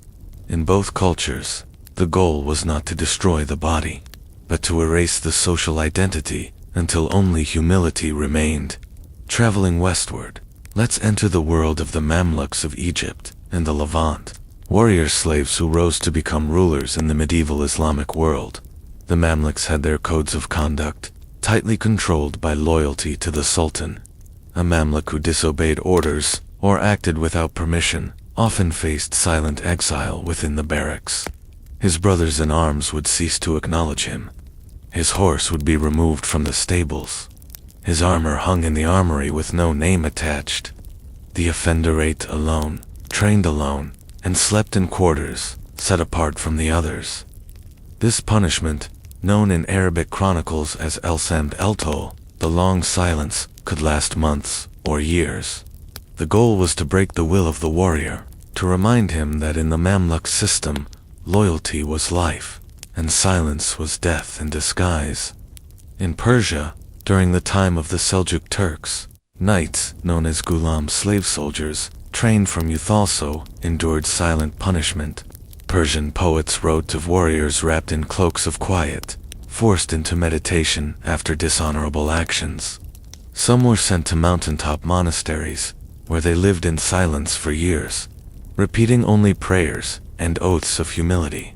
Persian military manuals described this as the discipline of shadows, teaching that the worst punishment was not pain but isolation from the brotherhood of arms. Among the Mongols, whose empire stretched across Asia in the 13th century, punishment was often swift and brutal. Yet even in Mongol culture, there existed a form of silent disgrace. A Mongol warrior who disobeyed the Khan, but was too valuable to kill, might be given the saddle of Shema, specially marked saddle indicating that the rider was no longer part of the inner circle. Other riders would not ride beside him. During meals, he sat apart, his back to the fire. His horse's mane might be cut in a strange pattern, signaling his exclusion. The Mongols believed that isolation from the herd was worse than death for a warrior whose identity was tied to his comrades. Let's move to the Arab Bedouin tribes, where honor and social reputation governed all aspects of life. A man who betrayed tribal loyalty was not always killed, especially if he was a skilled fighter needed for survival. Instead, he might be subjected to hire, a form of social boycott. No one would speak to him except for essential matters. His tent might be set at the edge of the camp, away from communal fires. Bedouin poets wrote verses describing men who lived with the wind as their only companion, punished not by exile from land, but by exile from speech. In West Africa, among the Malink warrior societies of the Mali Empire, warriors who violated sacred codes were sometimes forced into ritual silence during initiation cycles. For months, they lived on the outskirts of the community, wearing symbolic chains made of grass or rope, eating only simple foods, and speaking only in gestures. They could not participate in dances, storytelling, or ceremonies until they completed acts of service that demonstrated their humility. Even in the Norse world of the Vikings, silence played a role in punishment. In Icelandic sagas, outlawry illegal punishment meant not just exile, but social silence. An outlaw could not be spoken to, assisted, or even mentioned by name. His goods were forfeit, his memory erased from the legal record. The outlaw wandered the wilderness, living in caves or forests. Across cultures, warriors were not just judged by their strength, but by their ability to conform to social codes. When they failed, the punishment often involved not death, but silence or removal from the circle of honor, a descent into social invisibility. Why silence? Because it attacks the deepest part of human nature, the need to belong. Warriors, more than anyone, relied on their bonds with comrades. To fight alone was to be vulnerable. To eat alone was to be weak. To be ignored was to be erased. Across continents, this truth held steady. Silence controls the soul more effectively than any blade. As you lie quietly now, think of these parallels. Picture the samurai in white robes, walking through the mist. The Mamluk in his lonely barracks cell. The Mongol rider with his marked saddle. The knight kneeling before a mirror in Europe. The Bedouin warrior alone at the camp's edge. Different languages, different cultures, but the same silent punishment. In the next part of this story, we will return to Europe to examine how these rituals of silence affected the families of knights. What happened to a knight's wife, children, and household when he was subjected to silent exile? How did the echoes of punishment ripple outward, reshaping entire communities? Stay with me, because the quiet reaches further than you might think. As we return from distant lands, back to the stone fortresses of medieval Europe, the story of silent punishment takes on yet another layer, one rarely discussed in chronicles, or remembered in the grand tales of knighthood. What happened to the families of knights who were sentenced to shame and silence. The knight's exile did not occur in isolation. His wife, his children, his servants, and even his land carried the burden of his disgrace. Tonight, we step into the shadowed chambers of medieval households, where the echoes of a knight's punishment stretched far beyond the battlefield or the monastery wall. Imagine Lady Isolde of Carcassonne, the wife of Sir Raymond, a knight of the Order of St. John, in 1312. Raymond was accused of violating his vow of celibacy, a serious offense for knights of religious military orders. His punishment was the Cloistered silence, a sentence requiring him to live in isolation for 5 years, forbidden from contact with anyone beyond his confessor and his order's spiritual advisor. But Lady Isolde, though innocent of any crime, suffered alongside him. Her household was placed under a ritual called the Shadow of the Mantle. This meant that no other noble families would visit her home. Trade agreements with local merchants were quietly dissolved. Invitations to feasts and hunts stopped arriving. Her servants whispered in fear, knowing that association with a disgraced knight could lead to rumors, and rumors could ruin them all. The family manor grew cold, its halls silent, the hearths burning lower as weeks turned into months. Children of disgraced knights faced a unique torment. In some cases, they were forbidden from using their family crests until their father's penance was complete. The blazoning ban, as it was called, meant that sons could not wear armor bearing the family arms. Their shields were painted over with gray, signaling that their lineage was under judgment. At tournaments, they rode with unmarked banners. At school, other noble children mocked them subtly, not with insults, but with silence. They were excluded from games, ignored during meals, and left alone during prayer. The sin of the father became a silent wound upon the child. There are records of young squires forced into parallel punishments. When a knight failed in his duty, his son, if training as a squire, might be ordered to perform the mirror watch, a vigil where he stared into polished steel for an entire night, reflecting not on his deeds, but on the shame of his family. Some squires collapsed from exhaustion during these vigils.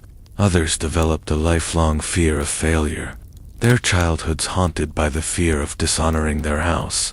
Wives, too, endured special forms of penance. In the region of Provence, if a knight's crime involved betrayals such as revealing military secrets or fleeing from battle, his wife was sometimes forced to wear the widow's veil during his penance. This black veil symbolized not death, but social death. She lived as if her husband had died, though he still breathed. At Mass, she stood with the widows. At feasts, she remained silent. Her jewelry was locked away, her social role reduced to a ghostly figure in the corner of noble gatherings. For women, this punishment was particularly cruel because it erased their presence from courtly life, stripping them of influence and protection. In some cases, families were required to host the Banquet of Shadows. This strange ritual involved setting a full table for a feast, but leaving one chair empty, the place where the disgraced knight would have sat. The meal proceeded in silence, no one mentioning the absent man's name. The children learned from this ritual that shame was not just personal, it was communal. The empty chair symbolized the void that dishonor left in a household. Some families kept this practice for years, refusing to fill the seat until penance was complete. Let's consider the financial impact. A knight under punishment often lost control of his estates. His lands might be administered by another noble.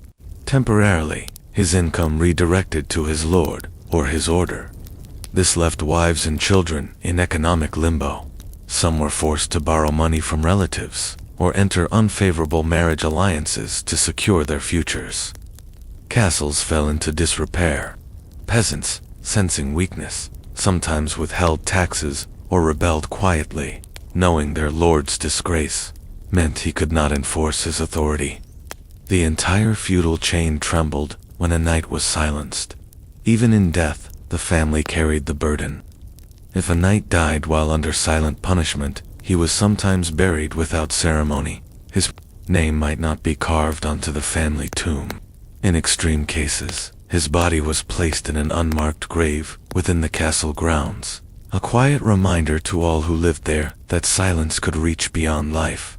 His children would be told, softly and without emotion, that their father had gone into the earth as a lesson, not as a lord. There are tales of wives who rebelled against these customs. Lady Eleanor of Brittany, wife of Sir Guillaume le Sword, refused to accept the shadow veil when her husband was sentenced to the vow of the echo chamber after a political betrayal. She continued to attend court, to speak openly of her husband's achievements, and to host feasts in his name. For this, she was quietly exiled by other nobles. Her household was shunned, her letters returned unopened, but in private, other women praised her courage, even as they dared not follow her example. The rules of silence were too deeply embedded in medieval society to break easily. Servants and retainers also suffered when a knight was disgraced. His steward might lose status, his squires dismissed, and his chaplain forced into penance prayers. The entire staffs were reshuffled or scattered. Some households dismissed all their servants after a disgrace, fearing that gossip would spread from the kitchen to the court. The walls of castles became quieter, colder, emptier. The punishment of one night rippled outward, chilling every corner of his home. Sometimes, the silence extended to art and culture. Minstrels were forbidden from singing songs about disgraced knights. Chronicles left blank spaces where their names should have appeared. Family portraits were altered, with the knight's face painted over or blurred into shadow. In one manuscript, from the Abbey of St. Denis, a knight's image, in an illuminated text, was scratched out by a monk, leaving only a blank outline where his figure had been. This was not vandalism, was ritual erasure, a visual form of silence. These practices teach us that in the medieval world, punishment was not merely personal, it was structural. A knight's disgrace reshaped his family, his servants, his land, and his legacy. Silence was not just a state of being, it was a social force, binding entire communities into complicity. Everyone participated in the punishment, whether willingly or by custom. As you reflect on this tonight, perhaps lying quietly in your room, consider how deep the roots of shame can grow when silence is used as a tool of control. It is not just the individual who suffers, but the whole circle of connection around him. The medieval family lived under this weight constantly, always aware that one misstep could drag them all into the cold shadows of social death. In the next part of this story, we will explore the psychological toll of these punishments. What happened inside the minds of knights who endured years of silence and exile? Did they break? Did they transform? Did they find peace, or did they descend into madness? Stay with me, because the silence is far from over. As the cold grip of silence wrapped itself around a knight's life, the heaviest burdens were often those no one could see. The battles fought not on muddy fields but within the mind.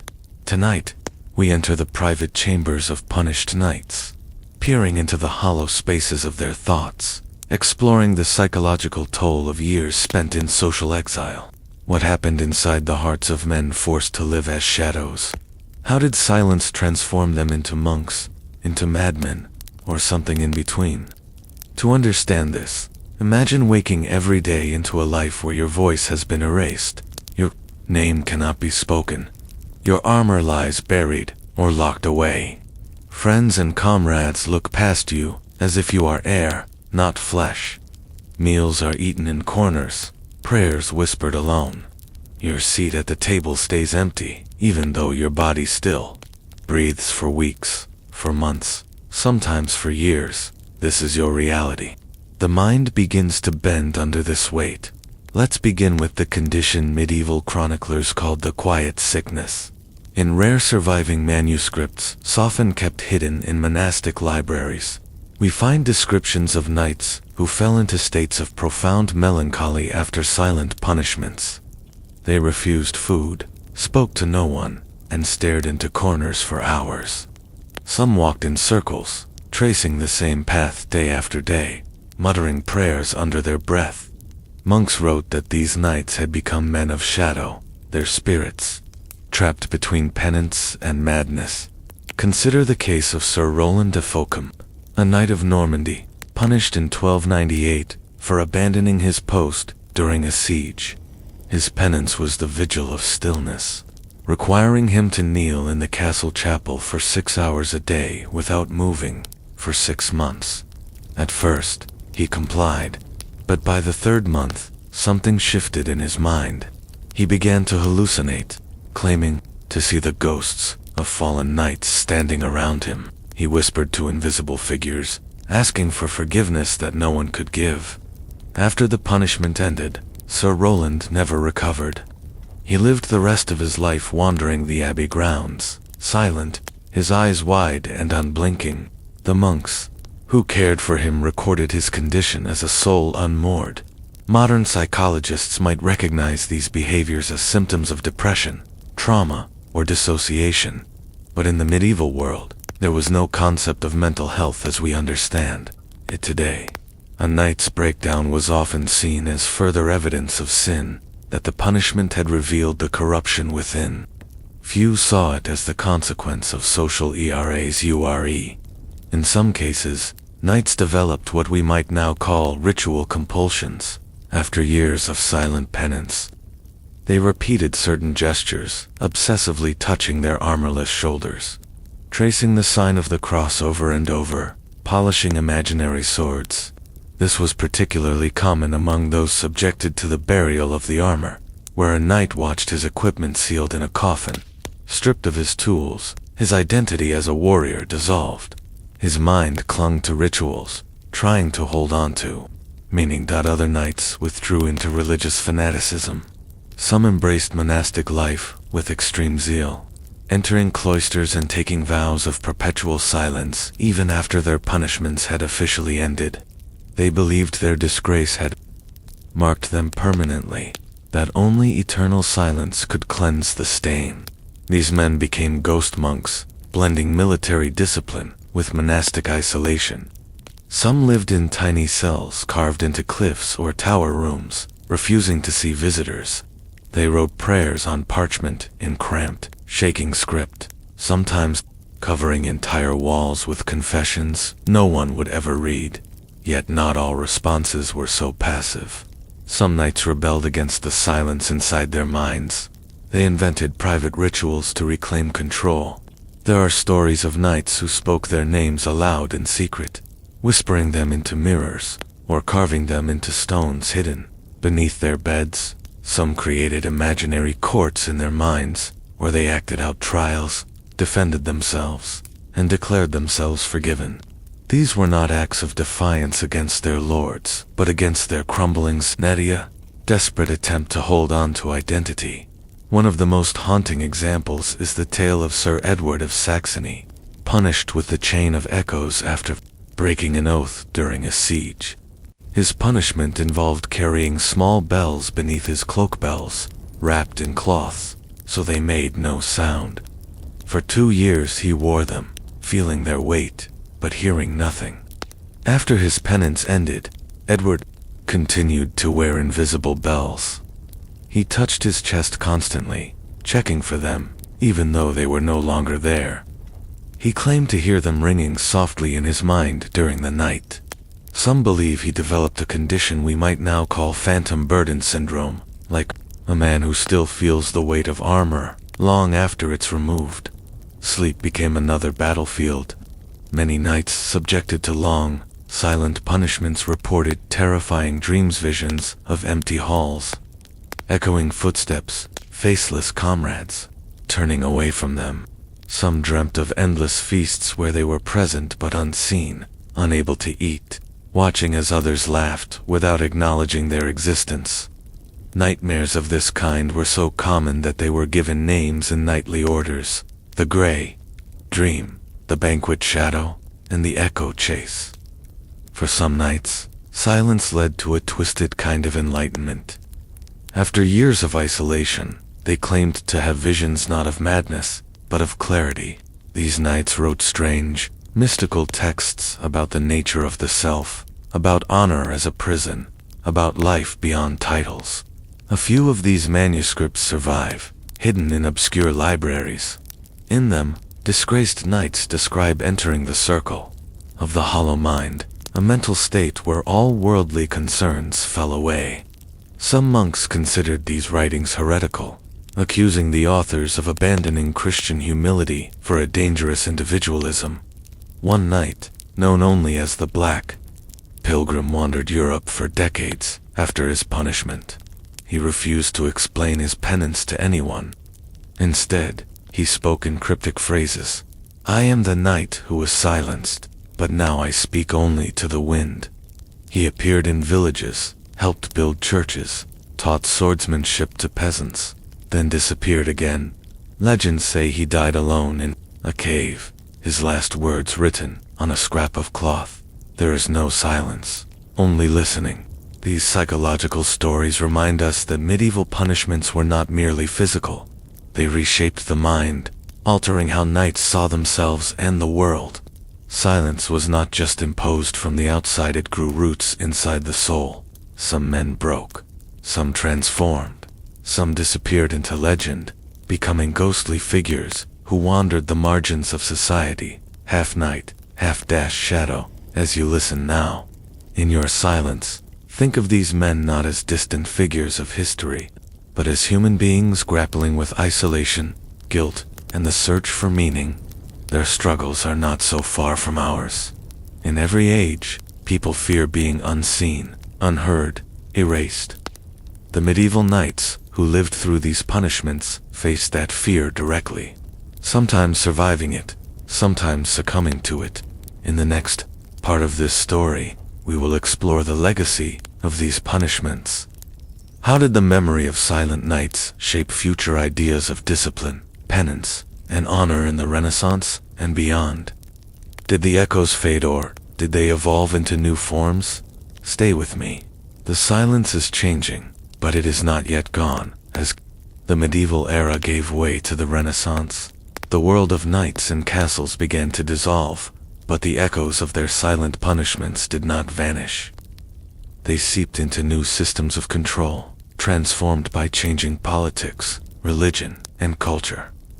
Tonight, we follow the afterlife of these rituals, tracing how the memory of knightly silence reshaped ideas of discipline and honor well into the modern age. For silence is not easily buried. It lingers, adapting to new forms. Consider first the shift in warfare. By the 15th and 16th centuries, knights were no longer the undisputed masters of the battlefield. Gunpowder, longbows, and professional infantry changed the nature of combat. But even as armor rusted in castle armories, the social codes of chivalry clung to life. Silent punishments evolved into courtly disciplines, where once a knight might be ordered to kneel in a chapel for days without speaking. Renaissance courtiers learned to practice courtly silence. A noble who offended a king or queen was not publicly flogged or banished. He was excluded from conversation, ignored at banquets, his petitions left unanswered.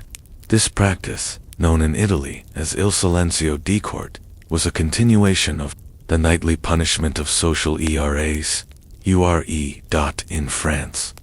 Under the reign of Louis XI, and later Francis I, royal etiquette incorporated rituals of controlled silence. A disgraced courtier's name might be omitted from the king's list of the day, which meant no one in the court was permitted to speak to him unless addressed first by the monarch. This was a direct descendant of the medieval knightly practice, where a brother's name was removed from roll calls, his place at the table left conspicuously vacant. Religious reforms also carried these traditions forward. As monastic orders grew stricter during the Counter-Reformation, silent penance became more formalized. Monks who committed sins were subjected to silent fasts, periods where they could neither speak nor eat in the company of others. They lived as shadows within the cloister, present but erased. This mirrored the vow of voicelessness, once imposed upon knights who spoke out of turn or questioned authority. The Protestant Reformation, too, absorbed echoes of these medieval punishments. In Calvinist communities, public disgrace was often managed through silent shunning. A sinner might be forced to attend church services while the entire congregation ignored him. No handshakes, no greetings, no shared meals. This practice of social silence was intended to inspire reflection and repentance, but it often led to profound isolation, a practice eerily similar to the medieval Feast of Shadows, where knights sat at tables while comrades dined around them, pretending they were not there. In England, the Star Chamber, an infamous royal court, employed psychological punishments rooted in knightly traditions. Offenders were sometimes forbidden from defending themselves verbally. They stood silent before judges, unable to speak unless directly asked. This enforced muteness was a symbolic echo of the knightly mirror confessions, where a man kneeled before a polished surface, unable to address anyone but himself. Literature, too, carried forward the memory of silent punishment. Shakespeare's plays are filled with characters who suffer through silence. Hamlet, brooding in isolation. King Lear cast out into the storm, Cordelia refusing to flatter her father, and paying for it with silence and death. These figures reflect the psychological burdens once placed upon knights in penance, showing how personal dignity and social exile became central themes in Renaissance storytelling. Even in the military academies of the 17th and 18th centuries, echoes of knightly silence persisted. Cadets at places like Saint-Cyr in France or Sandhurst in England were taught to endure punishments of isolation and speechlessness. A cadet who dishonored his regiment might be ordered to perform duties in total silence, forbidden from participating in drills or meals with his peers. This was no longer about feudal honor. It was about military discipline, but the roots lay in the knightly tradition of breaking pride through silence. In some places, the rituals grew more theatrical. In Spain, the Brotherhood of Penitence, a religious military organization, performed public processions where men wore hoods and masks, walking barefoot through city streets in silence. These processions, especially during Holy Week, were meant to symbolize humility and penance. But beneath the religious surface, they carried the DNA of medieval knightly punishments: the masks of the black dog, the gray cloaks of the white knight, the silent marches once performed in castle courtyards now paraded through city streets. Let's not forget the world of education. In Jesuit schools across Europe, boys were sometimes punished with the silence of reflection. For days, they were denied the right to speak, or even write notes to classmates. Their lessons continued, but they could not participate. The goal was to teach humility and self-control, but the method was drawn from the same well as the nightly vigil of stillness. These practices even crossed into the legal world. In certain German principalities, the punishment of Ehrenverlust, or loss of honor, involved not just public shaming, but social silence. A disgraced man could be verstogen, meaning pushed out of communal life. Neighbors were forbidden to greet him, serve him food, or trade goods. He lived in his home, surrounded by life, but cut off from it, just as knights once lived in their halls, shunned by servants and family. And yet, despite these transformations, the mythology of the silent knight remained powerful. Artists painted images of armored figures kneeling alone in chapels, their helmets placed upon stone slabs. Poets wrote of the Grey Rider, a figure who wanders the world in penance, his voice lost to the wind. These images persisted into the Romantic era, where solitude became a symbol of nobility and inner struggle. Why did this idea endure? Perhaps because silence speaks to something deep in the human psyche: fear of being erased, a longing for redemption, a fascination with the boundaries between pride and humility. The nightly punishments of silence were not just about control. They were about crafting an inner world where reflection replaced noise, where shame became a private battlefield. As you lie quietly now, think of how these rituals still echo in modern life. social ostracism, cancel culture, the cold shoulder, should be given in family feuds, the silent treatment in personal relationships, the corporate exile of being put on leave without explanation. All of these bear traces of medieval practices evolved through centuries, but are rooted in the same psychological soil. In the next part of this story, we will explore how these silent punishments finally began to fade in the modern world. Or did they? Did the rituals truly vanish, or did they simply change costume, hiding in plain sight? Stay with me, because the silence is shifting once again. As the centuries turned and the modern age began to rise, one might imagine that the rituals of nightly silence would disappear completely, forgotten relics of a vanished feudal world. But silence, once weaponized, rarely fades so easily. Instead, it evolves, slipping into new forms, new costumes, becoming part of systems that no longer look like medieval courts, yet echo them in structure. Tonight, as you listen in the quiet, we examine how the punishments of shame and silence transformed, hiding themselves in plain sight within modern society. By the 18th and 19th centuries, European culture had shifted dramatically. Knights were gone, replaced by generals, bureaucrats, and statesmen.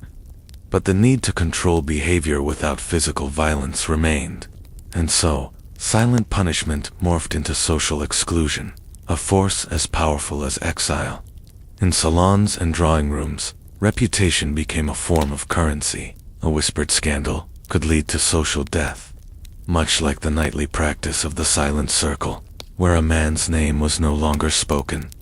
Consider the fate of military officers during the Napoleonic Wars, who were accused of cowardice or political disloyalty. Execution was rare for officers of noble birth. Instead, they faced silent retirement. Their names were quietly removed from the rolls. They were invited to no more campaigns. Invitations to military balls stopped arriving. Newspapers left their achievements unprinted. They became invisible. Some retreated to country estates, living out their days, walking garden paths in solitude, much like the disgraced knights of centuries before, who wandered castle courtyards in silent penance. In Victorian England, ostracism became codified into social custom.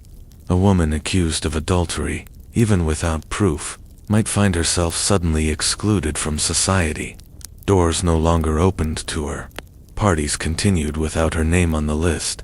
She was not jailed, but her life as she knew it ended. This mirrored the knightly wives who wore the widow's veil, forced into symbolic mourning for husbands still alive but disgraced. Schools and universities adapted these punishments. At elite institutions like Eton or Oxford, students guilty of violating honor codes were sometimes subjected to silent treatment rituals, where peers refused to acknowledge them for weeks or months. The students still attended classes, still walked the halls, but lived in a shadow world where no one made eye contact. This practice was nearly identical to the nightly Grey Cloak March, where a disgraced warrior walked through the castle, while comrades pretended not to see him. In workplaces, especially in hierarchical military and corporate systems, silent punishments became tools of management. An employee might not be officially fired, but his assignments would be quietly removed. Meetings would happen without his presence. His name would be left off important memos. This administrative erasure is a direct descendant of the medieval burial of the name, where a knight's deeds were wiped from chronicles. His chair left empty at feasts. Political regimes took these concepts to darker extremes.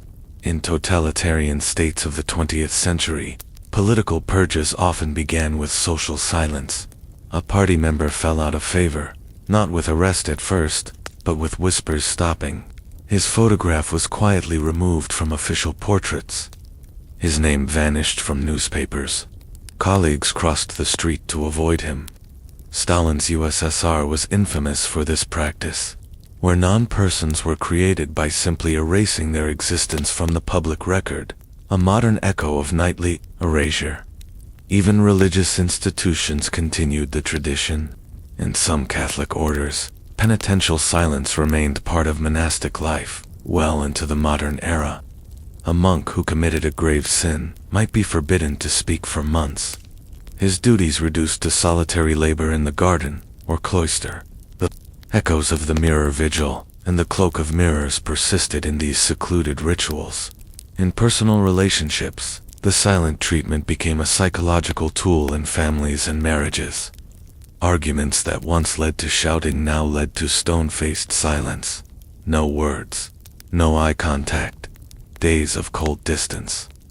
This domestic form of punishment shares its roots with the medieval idea that silence reforms the soul, though in modern homes, it often creates wounds that never fully heal.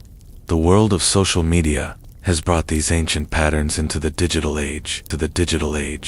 Today, when someone falls into scandal whether rightly or wrongly, they are often subjected to digital ostracism. Accounts are blocked, comments go unanswered, invitations to online events disappear.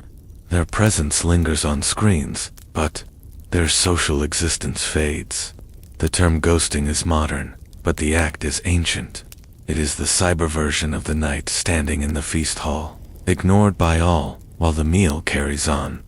Psychology now has terms for this: social exclusion, shunning, and silent bullying. We recognize the damage it causes: depression, anxiety, trauma. Yet society continues to use these tools, just as medieval knights did, believing that silence corrects behavior. Sometimes it does. More often, it creates long-term scars. In popular culture, these themes continue to appear. In novels, films, and television, the figure of the lonely exile still haunts us. We watch heroes, stripped of their status, wandering the world in search of redemption. From wandering samurai in Japanese cinema to disgraced generals in war dramas, the silent, punished man remains a compelling archetype. His story touches a universal fear, the fear of becoming invisible, of being cut off from community without a sound. Why do we carry these rituals forward? Perhaps because they are powerful. To silence someone is to remove their control, to erase their place in the world without violence. It allows society to discipline without blood, but it also risks creating ghosts, people who live but no longer belong. As you lie still now, listening, consider how silence has shaped your world. Have you ever experienced it? Have you given it to someone else? Think of the ways we still use social silence to manage conflict, enforce rules, or control behavior. The medieval knight's punishment is not gone, it has simply changed clothes. In the next part of this story, we will explore how modern thinkers have tried to break the cycle. How do we heal from silent punishments? Are there ways to restore voice and dignity without repeating the mistakes of the past? Stay with me. The silence is almost ready to lift, but not quite yet. As the silence echoes through centuries, carrying the weight of knightly disgrace into modern lives, the question arises: how do we heal from this legacy? Can a world built on quiet punishment learn to replace silence with dialogue, shame with repair, and exile with reintegration? Tonight, we move from history to reflection, exploring how scholars, philosophers, and communities have tried to break the ancient cycle of erasure without abandoning the need for accountability, because silence, while powerful, is a dangerous tool. Left unchecked, it does not purify, it festers. Let's begin with the philosophical shift that took place during the Enlightenment. Thinkers like Jean-Jacques Rousseau, Voltaire, and later, John Stuart Mill challenged the notion that social order must be maintained through silence. They argued for freedom of speech, for the right to defend oneself publicly, for the value of confession not as punishment, but as catharsis. This marked the first intellectual rebellion against the knightly tradition of mute penance, where medieval orders demanded silence to enforce humility. Enlightenment philosophers saw silence as a prison for the mind. To remain voiceless, they said, was not noble, it was a violation of human dignity. In the legal world, this shift led to the development of open trials. No longer were judgments whispered in stone chambers. Accused men and women gained the right to speak in their defense. Witnesses were called. Testimonies were heard. This was a direct rejection of the secret councils of silence once used to judge knights, where punishments were administered without defense, often in cloaked midnight rituals. Courts became public arenas, not private chambers. Truth was sought through debate, not through forced quiet. Psychology joined this movement in the 19th and 20th centuries. Figures like Sigmund Freud and Carl Jung argued that silence could be dangerous. Repression, they said, leads to neurosis. The act of speaking one's pain, what Freud called the talking cure, was essential to healing. This was revolutionary. For centuries, society believed that forcing someone into silence would correct their soul. Now, doctors were saying the opposite, that silence could break the mind, not cleanse it. The silent night was reimagined, not as a figure of discipline, but as a warning of what happens when the human voice is locked away. In the post-war period, especially after the trauma of World War II, restorative justice began to replace systems of pure punishment. Instead of isolating wrongdoers, some communities experimented with truth and reconciliation models. South Africa's post-apartheid commissions, for example, invited victims and perpetrators to speak openly, to tell their stories, to apologize, and to seek forgiveness publicly. This was the opposite of medieval silent punishment. It was about bringing the crime into the light, allowing words to heal the wound, rather than forcing shame to deepen it in the dark. In modern therapeutic practices, silence is used carefully, not as a punishment, but as a space for reflection between words. Psychologists teach that there is a difference between reflective silence and coercive silence. One invites growth. The other enforces control. The medieval knights did not have this distinction. For them, silence was imposed from the outside, a tool of obedience. Today, we learn that silence must be chosen to have meaning. Education has changed, too. In schools, teachers now encourage students to speak about mistakes, to engage in dialogue rather than suffer alone in quiet guilt. Restorative circles, where students discuss conflicts openly, have replaced the old silent detention models that once mirrored nightly penance.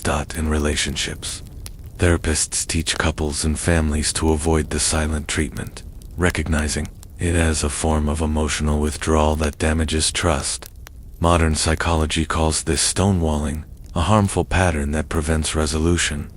Instead of retreating into silence, partners are encouraged to express hurt, to listen, to find shared language for repair. The knight kneeling alone in his chapel has become a cautionary symbol, not an example to follow.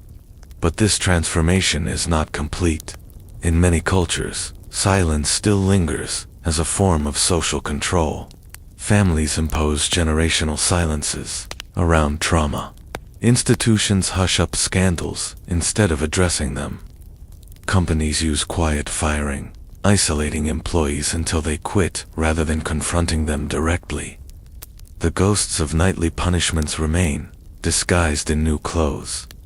Some movements work directly to break these cycles. The Me Too movement, for example, shattered centuries of forced silence around harassment and abuse. Survivors who were once expected to endure quietly now speak openly, rejecting the societal pressure to bury shame in private corners. This cultural shift is profound. It says, we will no longer carry the burden of silence for other people's sins. In therapy, trauma survivors engage in narrative reconstruction, rewriting their stories in their own words, regaining control over events that once silenced them.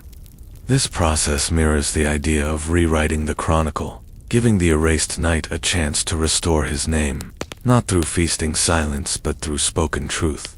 Some spiritual communities also rethink penance. Instead of cloistering sinners in silence, they invite confession as communal healing. In modern churches, testimony circles replace old rituals of exile. A person who falters is invited to share their struggle, to find support, to return to the fold not as a ghost, but as a human being. This is a radical departure from the burial of the name, the Cloak of Mirrors, or the Feast of Shadows that once ruled medieval discipline. And yet, a balance must be struck. Complete freedom from consequence can lead to chaos. Society still needs ways to correct harmful behavior. The challenge is to find systems that hold people accountable without erasing them, that guide transformation without breaking the soul. Some modern ethicists suggest accountability circles, where wrongdoers sit face to face with those they've harmed, listen to the impact of their actions, and speak their truths without being silenced.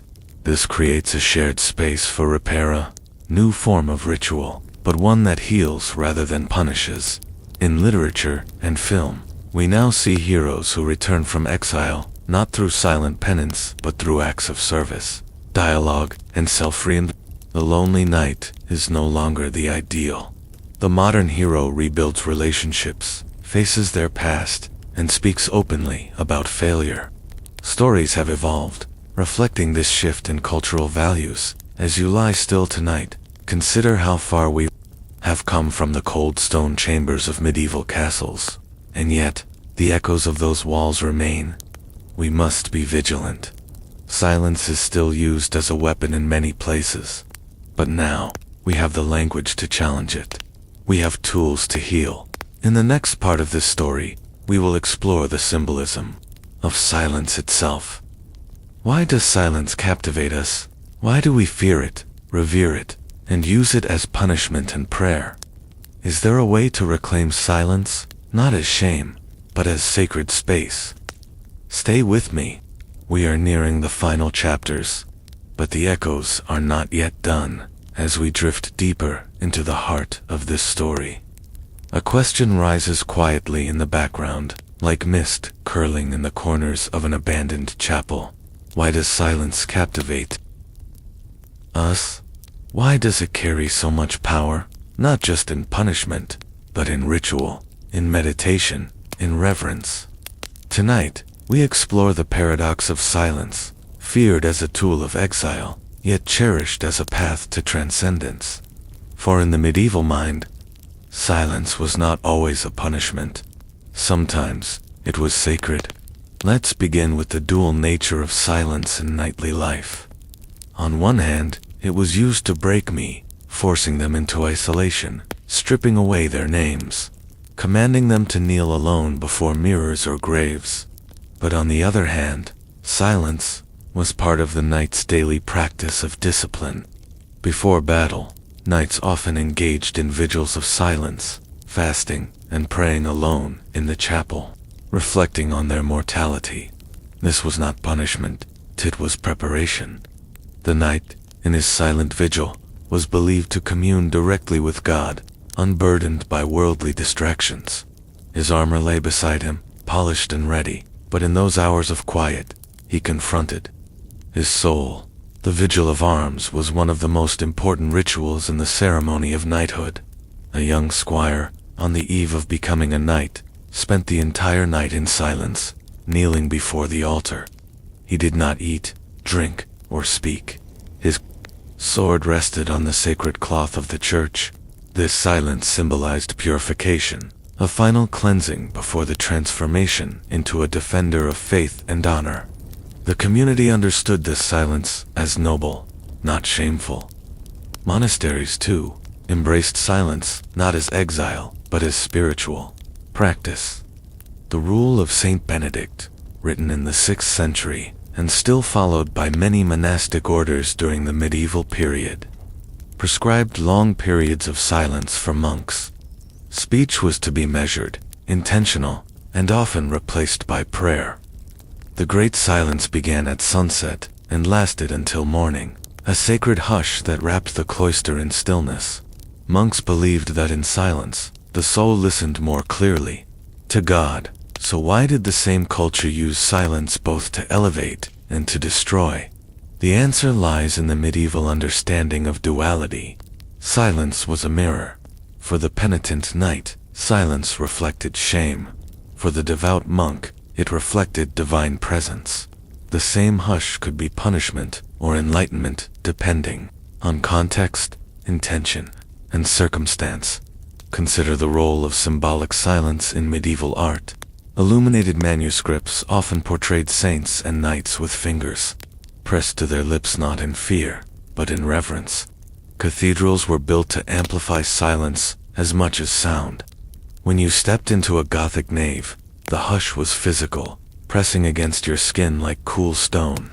The builders believed that silence was part of the sacred architecture, guiding the soul inward. Pilgrimages were also journeys into silence. A knight who undertook a pilgrimage, especially as penance, often walked for weeks without conversation. On the road to Santiago de Compostela, or Jerusalem, silence was part of the ritual, a way to cleanse pride and open the heart to humility. Even among comrades, words were kept to a minimum during these sacred travels. Let's turn to the mystical traditions of the time. In the writings of Meister Eckhart, the 14th century German theologian, silence is described as the doorway to the divine. He wrote, "Nothing in all creation is so like God as silence." For Eckhart, silence was not absence, but presence, an active state of awareness, beyond language. This mystical silence stood in sharp contrast to the nightly punishments of mute exile. One was chosen, the other was imposed. This paradox continued into the Renaissance. Philosophers like Montaigne meditated on silence as both refuge and prison. In his essays, Montaigne writes of withdrawing from public life to reflect in solitude, yet he also warns of the dangers of isolating oneself too completely. The lesson? Silence must be balanced with speech, reflection with action. In combat, silence carried a different meaning. The moment before a charge, when lances lowered and banners snapped in the wind, was often marked by complete quiet. Knights knew that the loudest part of the battle came after the silent moment of readiness. That hush before violence was stillness, heavy with anticipation, breath held before life and death collided. Some warriors described it as the holiest part of combat, but silence could also breed terror. Imagine the moments after a defeat, when knights returned to camp, not speaking, their armor dented, their faces pale. The silence after failure was different from the silence before battle. It was heavy, oppressive, filled with unspoken shame. The medieval world understood this silence, too, and feared it. The church used silence in rituals of penance and excommunication. When a person was excommunicated, bells were rung backward, a reverse sound, signaling spiritual exile. Then came silence. No prayers were said for the condemned. No masses were held. This was not merely a social punishment. It was metaphysical, cutting the sinner off from the voice of God.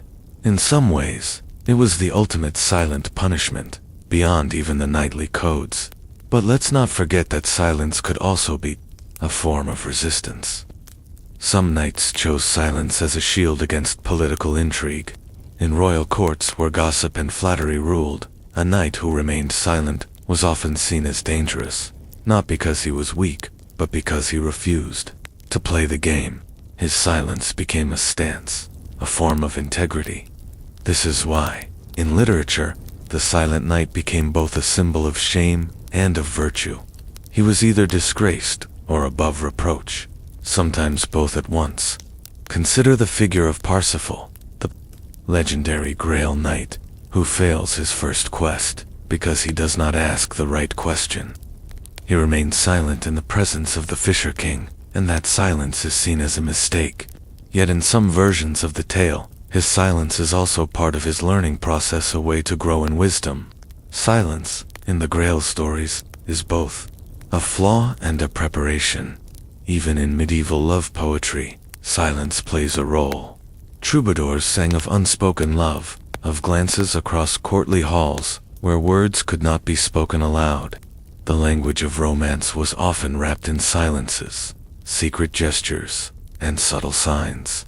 Silence could be erotic, sacred, shameful, or protective all at once. So, where does this leave us?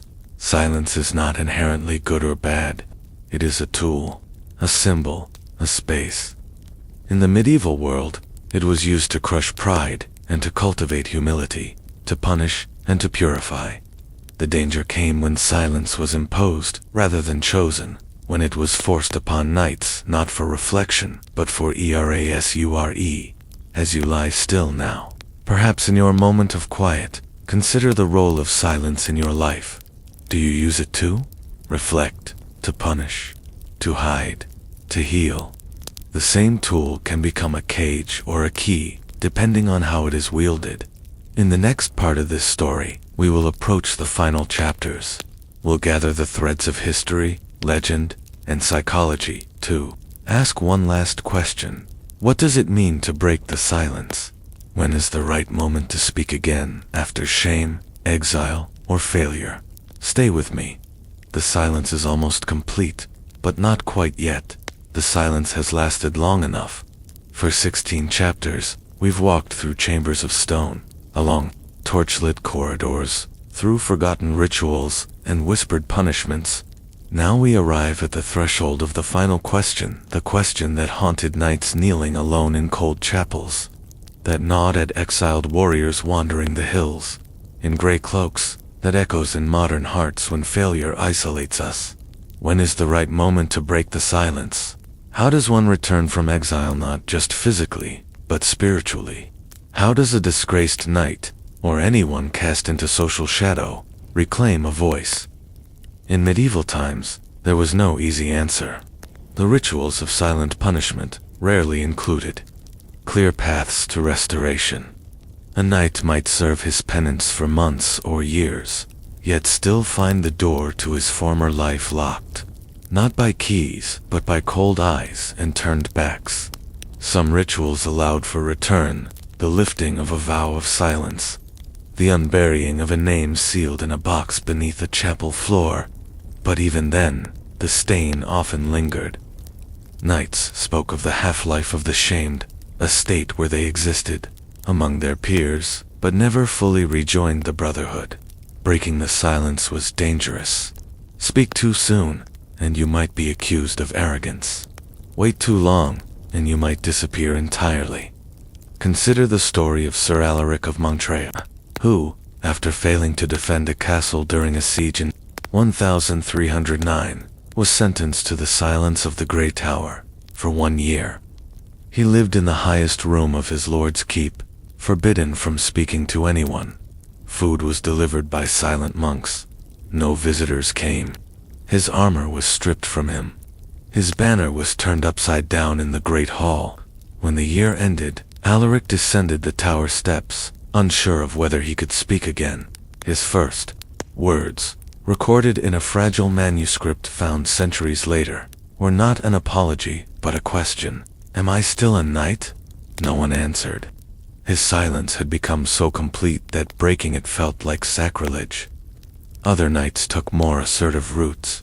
Some emerged from penance and declared their redemption. In 14th century Brittany, Sir Renaud du Bois returned from exile after 7 years and called together a public assembly. Standing in the center of the town square, he shouted his failures aloud, listing every mistake, every sin. Then he proclaimed his return, swearing new oaths before God and the gathered crowd. The boldness of this act stunned his peers. Some embraced him, others whispered that he had overstepped, that humility should have kept him silent. But Renaud's gamble worked. He rejoined society, scars and all, because he took control of his narrative. This raises an uncomfortable truth. Silence, when used as punishment, is not just about reflection, it's about control. Those in power decide when and if the punished may speak again. But what happens when the silenced person refuses to wait? When do they break the silence on their terms? This is where the old system of knightly penance begins to unravel.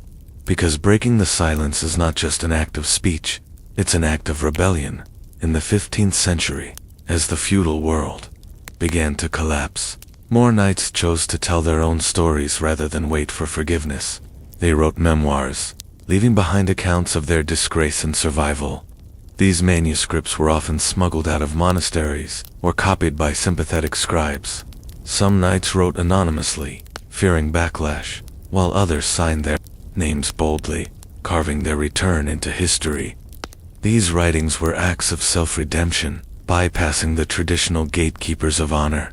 We see echoes of this today.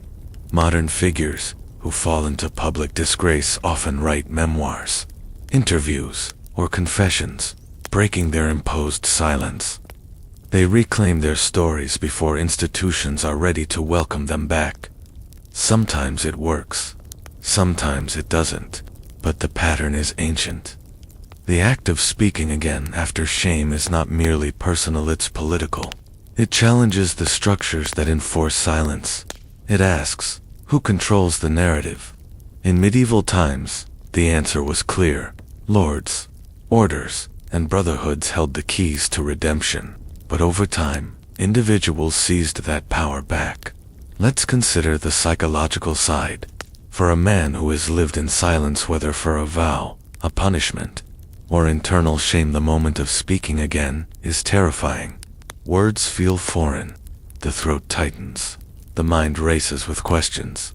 Will they listen? Will they forgive? Will they punish me again? Some knights reported physical symptoms when they first spoke after a long silence. Trembling hands, stuttering lips, tears. The voice, unused, becomes like an atrophied muscle. Reawakening, it is painful, but necessary. In literature, this moment is often symbolic. The silent hero speaks at a critical juncture, breaking years of quiet with a single, transformative sentence. In the Grail legends, Parsifal finally asks the wounded king the healing question after long silence. Whom does the Grail serve? That question restores the land and ends his exile. Speaking is an act of healing, not just for the self, but for the world. Yet in real life, the return from silence is rarely so tidy. Some knights found that when they spoke again, the world no longer had a place for them. They were relics of an old order, men shaped by systems of shame that no longer fit the times. In these cases, speaking became an act of mourning, a way to process the loss of a role that could not be recovered. Others embraced transformation. By breaking the silence, they did not return to the old role of knights, but became teachers, monks, poets, or wanderers. They used their experience of disgrace to guide others. In this way, their voice became a tool of wisdom, not power. The former knight became the storyteller, the mentor, the hermit whose words carried lessons beyond the sword. This is perhaps the deepest lesson of the quiet punishments, that silence changes a person forever. When the silence ends, the man who speaks is not the same as the one who was silenced. He carries the weight of reflection, the scars of isolation, and the insight of endurance. Breaking the silence is not about going back, it's about stepping forward into something new. In modern times, therapists help people navigate this process. Restorative justice programs, circle dialogues, and trauma recovery therapies create safe spaces for breaking the silence without fear of renewed punishment. Survivors of shame or exile are encouraged to speak their truths, not just to confess, but to reclaim agency. Some cultures mark this moment with rituals. In Maori justice practices, for example, Nohu family meetings allow wrongdoers to speak openly, restoring relationships through shared dialogue rather than silence. The goal is not humiliation, but reintegration. So, when is the right moment to break the silence? The answer is personal. For some, it comes when the weight of silence becomes unbearable. For others, it comes when they have found the right words, the right audience, or the right inner readiness. There is no perfect time, only the moment when the first breath fills the lungs, and the voice returns as you lie there now. Perhaps in your silence, ask yourself, what voices have you silenced? Your own? Someone else's? What stories remain unspoken in your life, waiting for the right moment to surface? The knights of old teach us that breaking silence is both a risk and a necessity. It is the bridge between shame and redemption, between exile and return. In the next part of this story, we will approach the conclusion. We'll gather the scattered pieces of this long journey across centuries across cultures, across the silent chambers of the heart, and reflect on what it all means. Stay with me. The silence is almost ready to end. We have now walked through the long corridors of medieval silence. From the cold stone towers of knightly penance to the personal, quiet rebellions of those who broke their silence on their terms. But tonight, as we near the end of this journey, it's time to gather the pieces to look back at the full mosaic of what these rituals meant. Not just for knights of the Middle Ages, but for the human condition itself. Because this is no longer just a story about chivalry. It is a story about shame, transformation, and the deep human need for belonging. It is about how societies handle failure, and what silence means at the core of that process. Let's begin with what we've learned. So far, in the medieval world, silence was more than absence, it was design. Knights who betrayed vows, disobeyed commands, or simply failed at the wrong moment were often not punished with death or torture, but with quiet rituals of erasure. They were made to wear gray cloaks, to march barefoot through village squares, to kneel in echo chambers, where their breath became their judge. Their names were removed from family banners, their seats left empty at the feasting table. Their armor was sometimes buried in coffins, turning symbols of bravery into funeral relics. These acts stripped away more than status, they dismantled the very sense of self. Why was silence chosen over spectacle? Because silence is sticky. A public beheading ends in a single moment. Blood washes from stone, but social silence echoes. For months, years, and generations. It is a living death.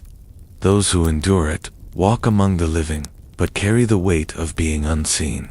For medieval societies built on hierarchy and loyalty, silence was a tool that allowed leaders to enforce discipline without risking rebellion or martyrdom. A silenced knight could not become a hero. He could not rally others to his cause. His shame remained his alone. But silence did more than control individuals, it maintained social order. Families, servants, and entire households participated in the rituals of silence. Wives wore veils as if widowed, even though their husbands still lived. Children were forbidden from using the family crest. Communities looked away from the disgraced, creating a web of complicity. This was not cruelty for its own sake, was a system designed to preserve the fragile structure of medieval honor, and yet, it carried heavy psychological costs. In these parts of the story, we saw the psychological collapse of knights subjected to prolonged silence.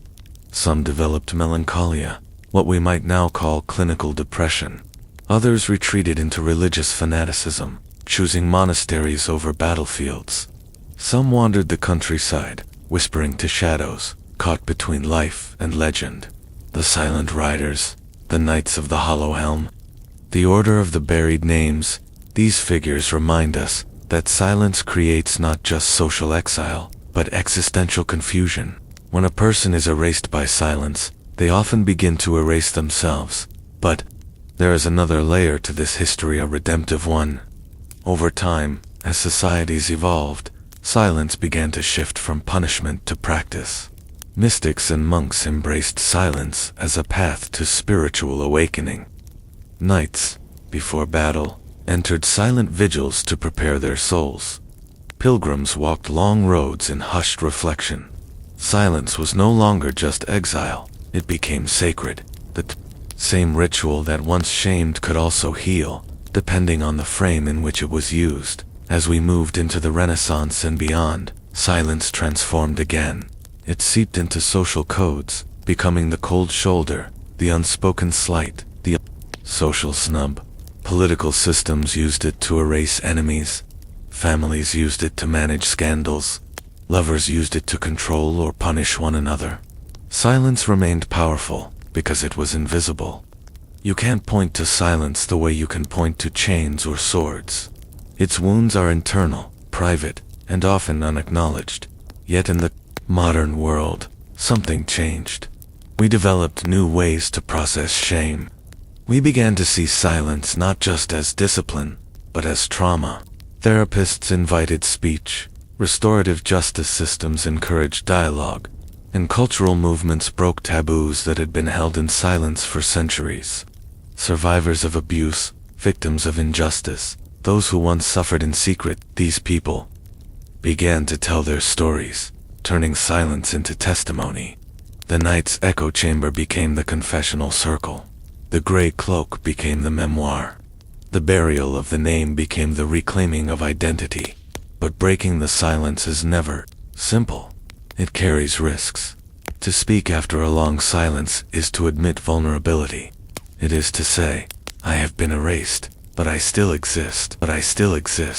It is to face a world that may not be ready to listen, or may listen but not forgive. And yet, the act of speaking is itself a kind of courage, a way of refusing to remain a ghost. We can still see remnants of medieval silent punishment in modern life, in social media cancel culture, in corporate shunning, in family estrangements. We replay the same patterns. Silence becomes both a weapon and a shield. It can protect, but it can also isolate. We have inherited this complicated relationship with silence, and like the knights of old, we are still learning how to wield it without destroying ourselves. Consider how we handle mistakes today. Do we invite people back into the community after failure? Or do we exile them quietly, leaving them to disappear without a word? Do we offer paths to redemption, or do we bury names beneath digital stones, sans and follow, block, ghost, erase? These are modern echoes of ancient rituals. In literature, film, and art, we still romanticize the silent figure, the lone warrior, the exiled hero, the penitent monk. But perhaps we misunderstand these stories. Silence may begin as nobility or necessity, but it must not end in isolation. The true hero is the one who learns when to speak again, who returns from exile with wisdom, not bitterness. Let's also acknowledge the beauty of chosen silence. Not all quiet is exile. Some silence is healing, a break from noise, a space for reflection.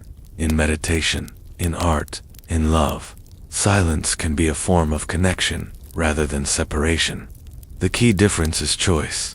Punished silence is imposed. Sacred silence is embraced. As you lie quietly now, consider your relationship with silence. Have you ever imposed it on someone else? Have you lived under it yourself? Is there a part of you that remains mute, waiting for permission to speak again? Or perhaps there is a part of you that craves silence, not as punishment, but as peace. The journey of the silent night teaches us that life is not about avoiding failure. It is about learning how to return from failure with dignity. It is about knowing when to kneel, when to reflect, when to stay quiet, and when to rise and speak again. In the next part of this story, we will enter the final reflection.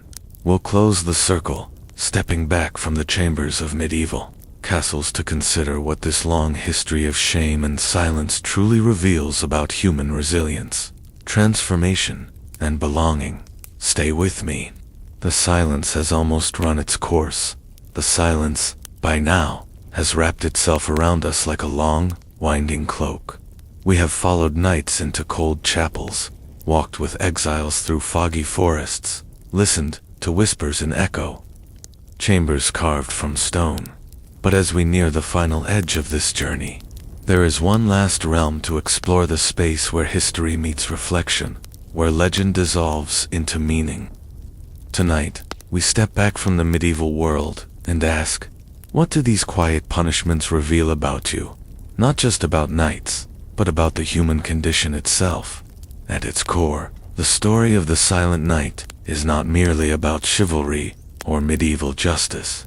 It is about belonging and what happens when that belonging is taken away. To be silenced is to be removed from the circle of life, to watch others eat, speak, and laugh while you hover at the edges unseen. In the medieval mind, social exile was worse than death because it left the body alive but hollowed out the soul. The knight's armor rusted, his banner drooped, his name vanished from prayer rolls and feast lists. He walked through familiar halls, but no longer had a place within them. This fear of erasure is not medieval alone. It is human and timeless. Across cultures, eras, and technologies, people have feared the silence that comes not from choice, but from exclusion. We fear being the one no longer called upon, the name left off the invitation, the voice lost in the crowd. Knights experienced this in literal rituals, the burial of the name, the Grey Cloak. The echo vigil, but modern people experience it too, in subtler ways. Social rejection, professional sidelining, family estrangement, these are today's versions of medieval silence. And yet, silence is not always an enemy. We have seen how, in medieval life, it was also revered. Monks embraced it as a path to God. Warriors used it to prepare for battle. Lovers shared silent glances across crowded halls. Pilgrims walked in wordless reflection toward distant shrines. Silence was both sacred and dangerous. It could heal or harm, depending on how it was given, taken, or shared. The danger comes when silence is weaponized, when it becomes a tool of control rather than a space for reflection. When a knight was forced into silence by his order, he did not grow closer to God, he grew further from himself. His silence was not meditative, but punitive. And once imposed silence becomes a system. It spreads like a shadow, touching not just the punished but their families, servants, and entire communities. We must ask, why did medieval societies choose silence as punishment? Because it is cleaner than blood. It is less dramatic than execution. Silence leaves no visible wounds, yet it controls behavior just as effectively, perhaps more so. It creates invisible prisons, where the punished remained physically present, but socially erased. The knight in the grey cloak still attended mass. He still walked the castle grounds. But no one looked at him. No one spoke his name. He lived in a ghost state, half alive, half dead. Modern societies continue this pattern. We create invisible barriers. We unfriend, unfollow, ghost, and block. We avoid confrontation by pretending the other person no longer exists. We do it in workplaces, in families, online. The silent punishments of knights have evolved, but they have not disappeared. They have simply changed their language and tools. And yet, within these rituals lies a deeper lesson, one about transformation. Knights who survived silent exile often became different men. Some emerged as monks or hermits, rejecting worldly power for inner peace. Others returned to society, but carried their scars openly, becoming teachers, advisors, or cautionary figures. Their silence was not always a tomb. Sometimes it was a crucible, forging humility from pride, reflection from arrogance. This raises an important question for our own time. How do we create systems that allow for return, not just exile? How do we build paths for people to re-enter the social circle after failure, mistake, or disgrace? The medieval system often failed here. Many knights remained ghosts forever. Today, we must do better. We must recognize that silence can be both a punishment and an opportunity. The difference lies in whether it ends. Consider the symbolism of the empty chair, a motif we've encountered throughout this story. In medieval feasts, the disgraced knight's seat was left empty as a reminder of his absence. But in some traditions, the empty chair also represented a place reserved for return. It was not just a symbol of loss, but of potential reconciliation. The chair waited, silently, for the moment when the exiled person could come back. We see this in modern life too. Families leave chairs empty at holiday tables for estranged relatives, sometimes with hope, sometimes with pain. Communities reserve space for the missing. The act of leaving a place open is a way of saying, "You are gone, but not beyond return." This is where the deepest lesson of the silent night emerges. Silence, when chosen, can lead to wisdom. But silence, when forced, must eventually endure. It becomes cruelty. The journey of the night teaches us to recognize when silence has served its purpose, And when it is turned into a cage, as you lie quietly now, think about the silences in your own life. Are there words you've withheld too long? Is there someone you've left in silence, intentionally or unintentionally? Have you been living as the silent night, carrying shame or exile in your own heart?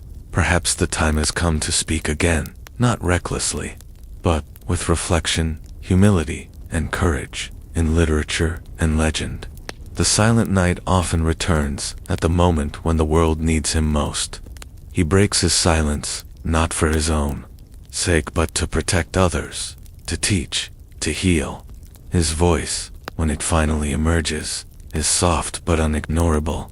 It carries the weight of his silence, but also the wisdom gained from it. In the next and final part of this story, we will close the circle completely. We'll step back from the echoes of stone halls and consider what this long exploration means for us here and now. What does it mean to live with honor in a world that still silences and shames? How do we balance humility with voice, silence with speech? Stay with me. One more chapter remains. The silence is ready to end, but the last word is still waiting. The hour has come to close this long journey through silence. For 19 parts, we have walked with knights who carried burdens, not of broken bones or spilled blood, but of quiet disgrace. We have stood beside men whose armor was buried, whose names were sealed away in boxes, whose footsteps echoed in empty chambers as they lived out punishments few today would even recognize. Now, in this final chapter, we must gather these fragments to mourn them, but to understand what they mean for us in the world we live in now. At first glance, the silent punishments of medieval knights seem like relics from a distant, brutal past. Gray cloaks of ashes, masks of dogs, chained bells hidden beneath robes, burial of armor as symbolic death. These customs feel foreign to modern sensibilities. Yet when we look closer, the parallels are haunting. The systems of control have changed shape, but they have not vanished. The fear of social erasure, the terror of becoming invisible, is as real today as it was for a knight returning from failure. Think of the way modern life still uses silence as punishment. A colleague is excluded from meetings. A family member is disinvited from gatherings after a scandal. A friend is ghosted after an argument. Online, a person falls from favor and is digitally erased, not just cancelled but ignored. Their posts unseen, their voice dissolved into the noise. No tribunal declares their exile. No bells ring backward. But the effect is the same. They become a shadow.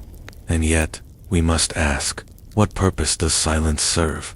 Is it to correct behavior? To cleanse shame? Or is it simply an easy way to make someone disappear without the mess of confrontation? Medieval knights lived under a code where silence was believed to purify the soul. But over time, that silence became a cage. Today, we still risk making that same mistake. So what do we do with this history? How do we live differently, knowing what we now know? The first step is to recognize the difference between chosen silence and imposed silence. One is sacred, the other is destructive. A knight who kneels in prayer before battle chooses silence to center himself. A knight forced to wear a gray cloak and wander the village in shame lives a silence designed to break him. In our own lives, we must ask, are we choosing silence as reflection, or using it as a weapon? Are we offering people a path back from failure, or leaving them locked in exile because it's easier not to deal with them? Are we building systems of redemption, or are we burying people under invisible stones, as knights once did? The knights who survived the cruel punishments left behind more than just legends. They left behind a blueprint for resilience. Some emerged from exile transformed, humble, wiser, perhaps sadder, but also more human. They became storytellers, pilgrims, and teachers. Their scars made them cautious with judgment, more forgiving of others who stumbled. They learned that honor is not about perfection. It is about how one returns after falling. This is the lesson we can carry forward. Failure is not the end. Silence should not be permanent. Exile should not be forever. We must create cultures that allow people to grow, to apologize, to change, and to return not as ghosts, but as whole people. In leadership, this means guiding others with patience, not fear. In friendship, it means confronting problems openly, rather than withdrawing in cold silence. In family life, it means allowing for mistakes and repair, not endless silent punishment. And in society, it means designing justice systems that focus on restoration, not just isolation. The quiet punishments of medieval knights also teach us something about the nature of courage. Speaking after a silence is hard. It requires vulnerability. It risks rejection. But it is through this act that people reclaim their place in the world. The knight who breaks his silence, who steps forward after disgrace and says, "I am still here. I have learned. Let me serve again," embodies a bravery as real as any shown on the battlefield. So, as you lie here now, in this final moment of our story, consider what silences you carry. Are there words you have held back out of fear or pride? Are there people you have left in silence because you didn't know how to forgive or how to be forgiven? Is there a part of yourself still sitting in the echo chamber, waiting for permission to speak again? The medieval world has much to teach us, not because its customs were perfect, but because its struggles were so deeply human. The knights who walked the halls of shame are mirrors of our fears and hopes. They show us what happens when honor becomes rigidity, when shame becomes exile, when silence becomes erasure. But they also show us what it looks like to return to, step back into the world, scarred but still standing, humbled but still speaking. Let this story be an invitation, not to abandon silence, but to use it wisely, to know when to pause and reflect, and when to break the hush with courage and truth, to know when to forgive, and when to offer a hand instead of a gray cloak, to know that the seat left empty at the table is not just a symbol of absence, but an invitation for return. And so, with this final breath of the story, the silence ends not with fanfare, but with understanding. You who have listened through the hours, now carry the echoes forward. What you do with them is yours to decide.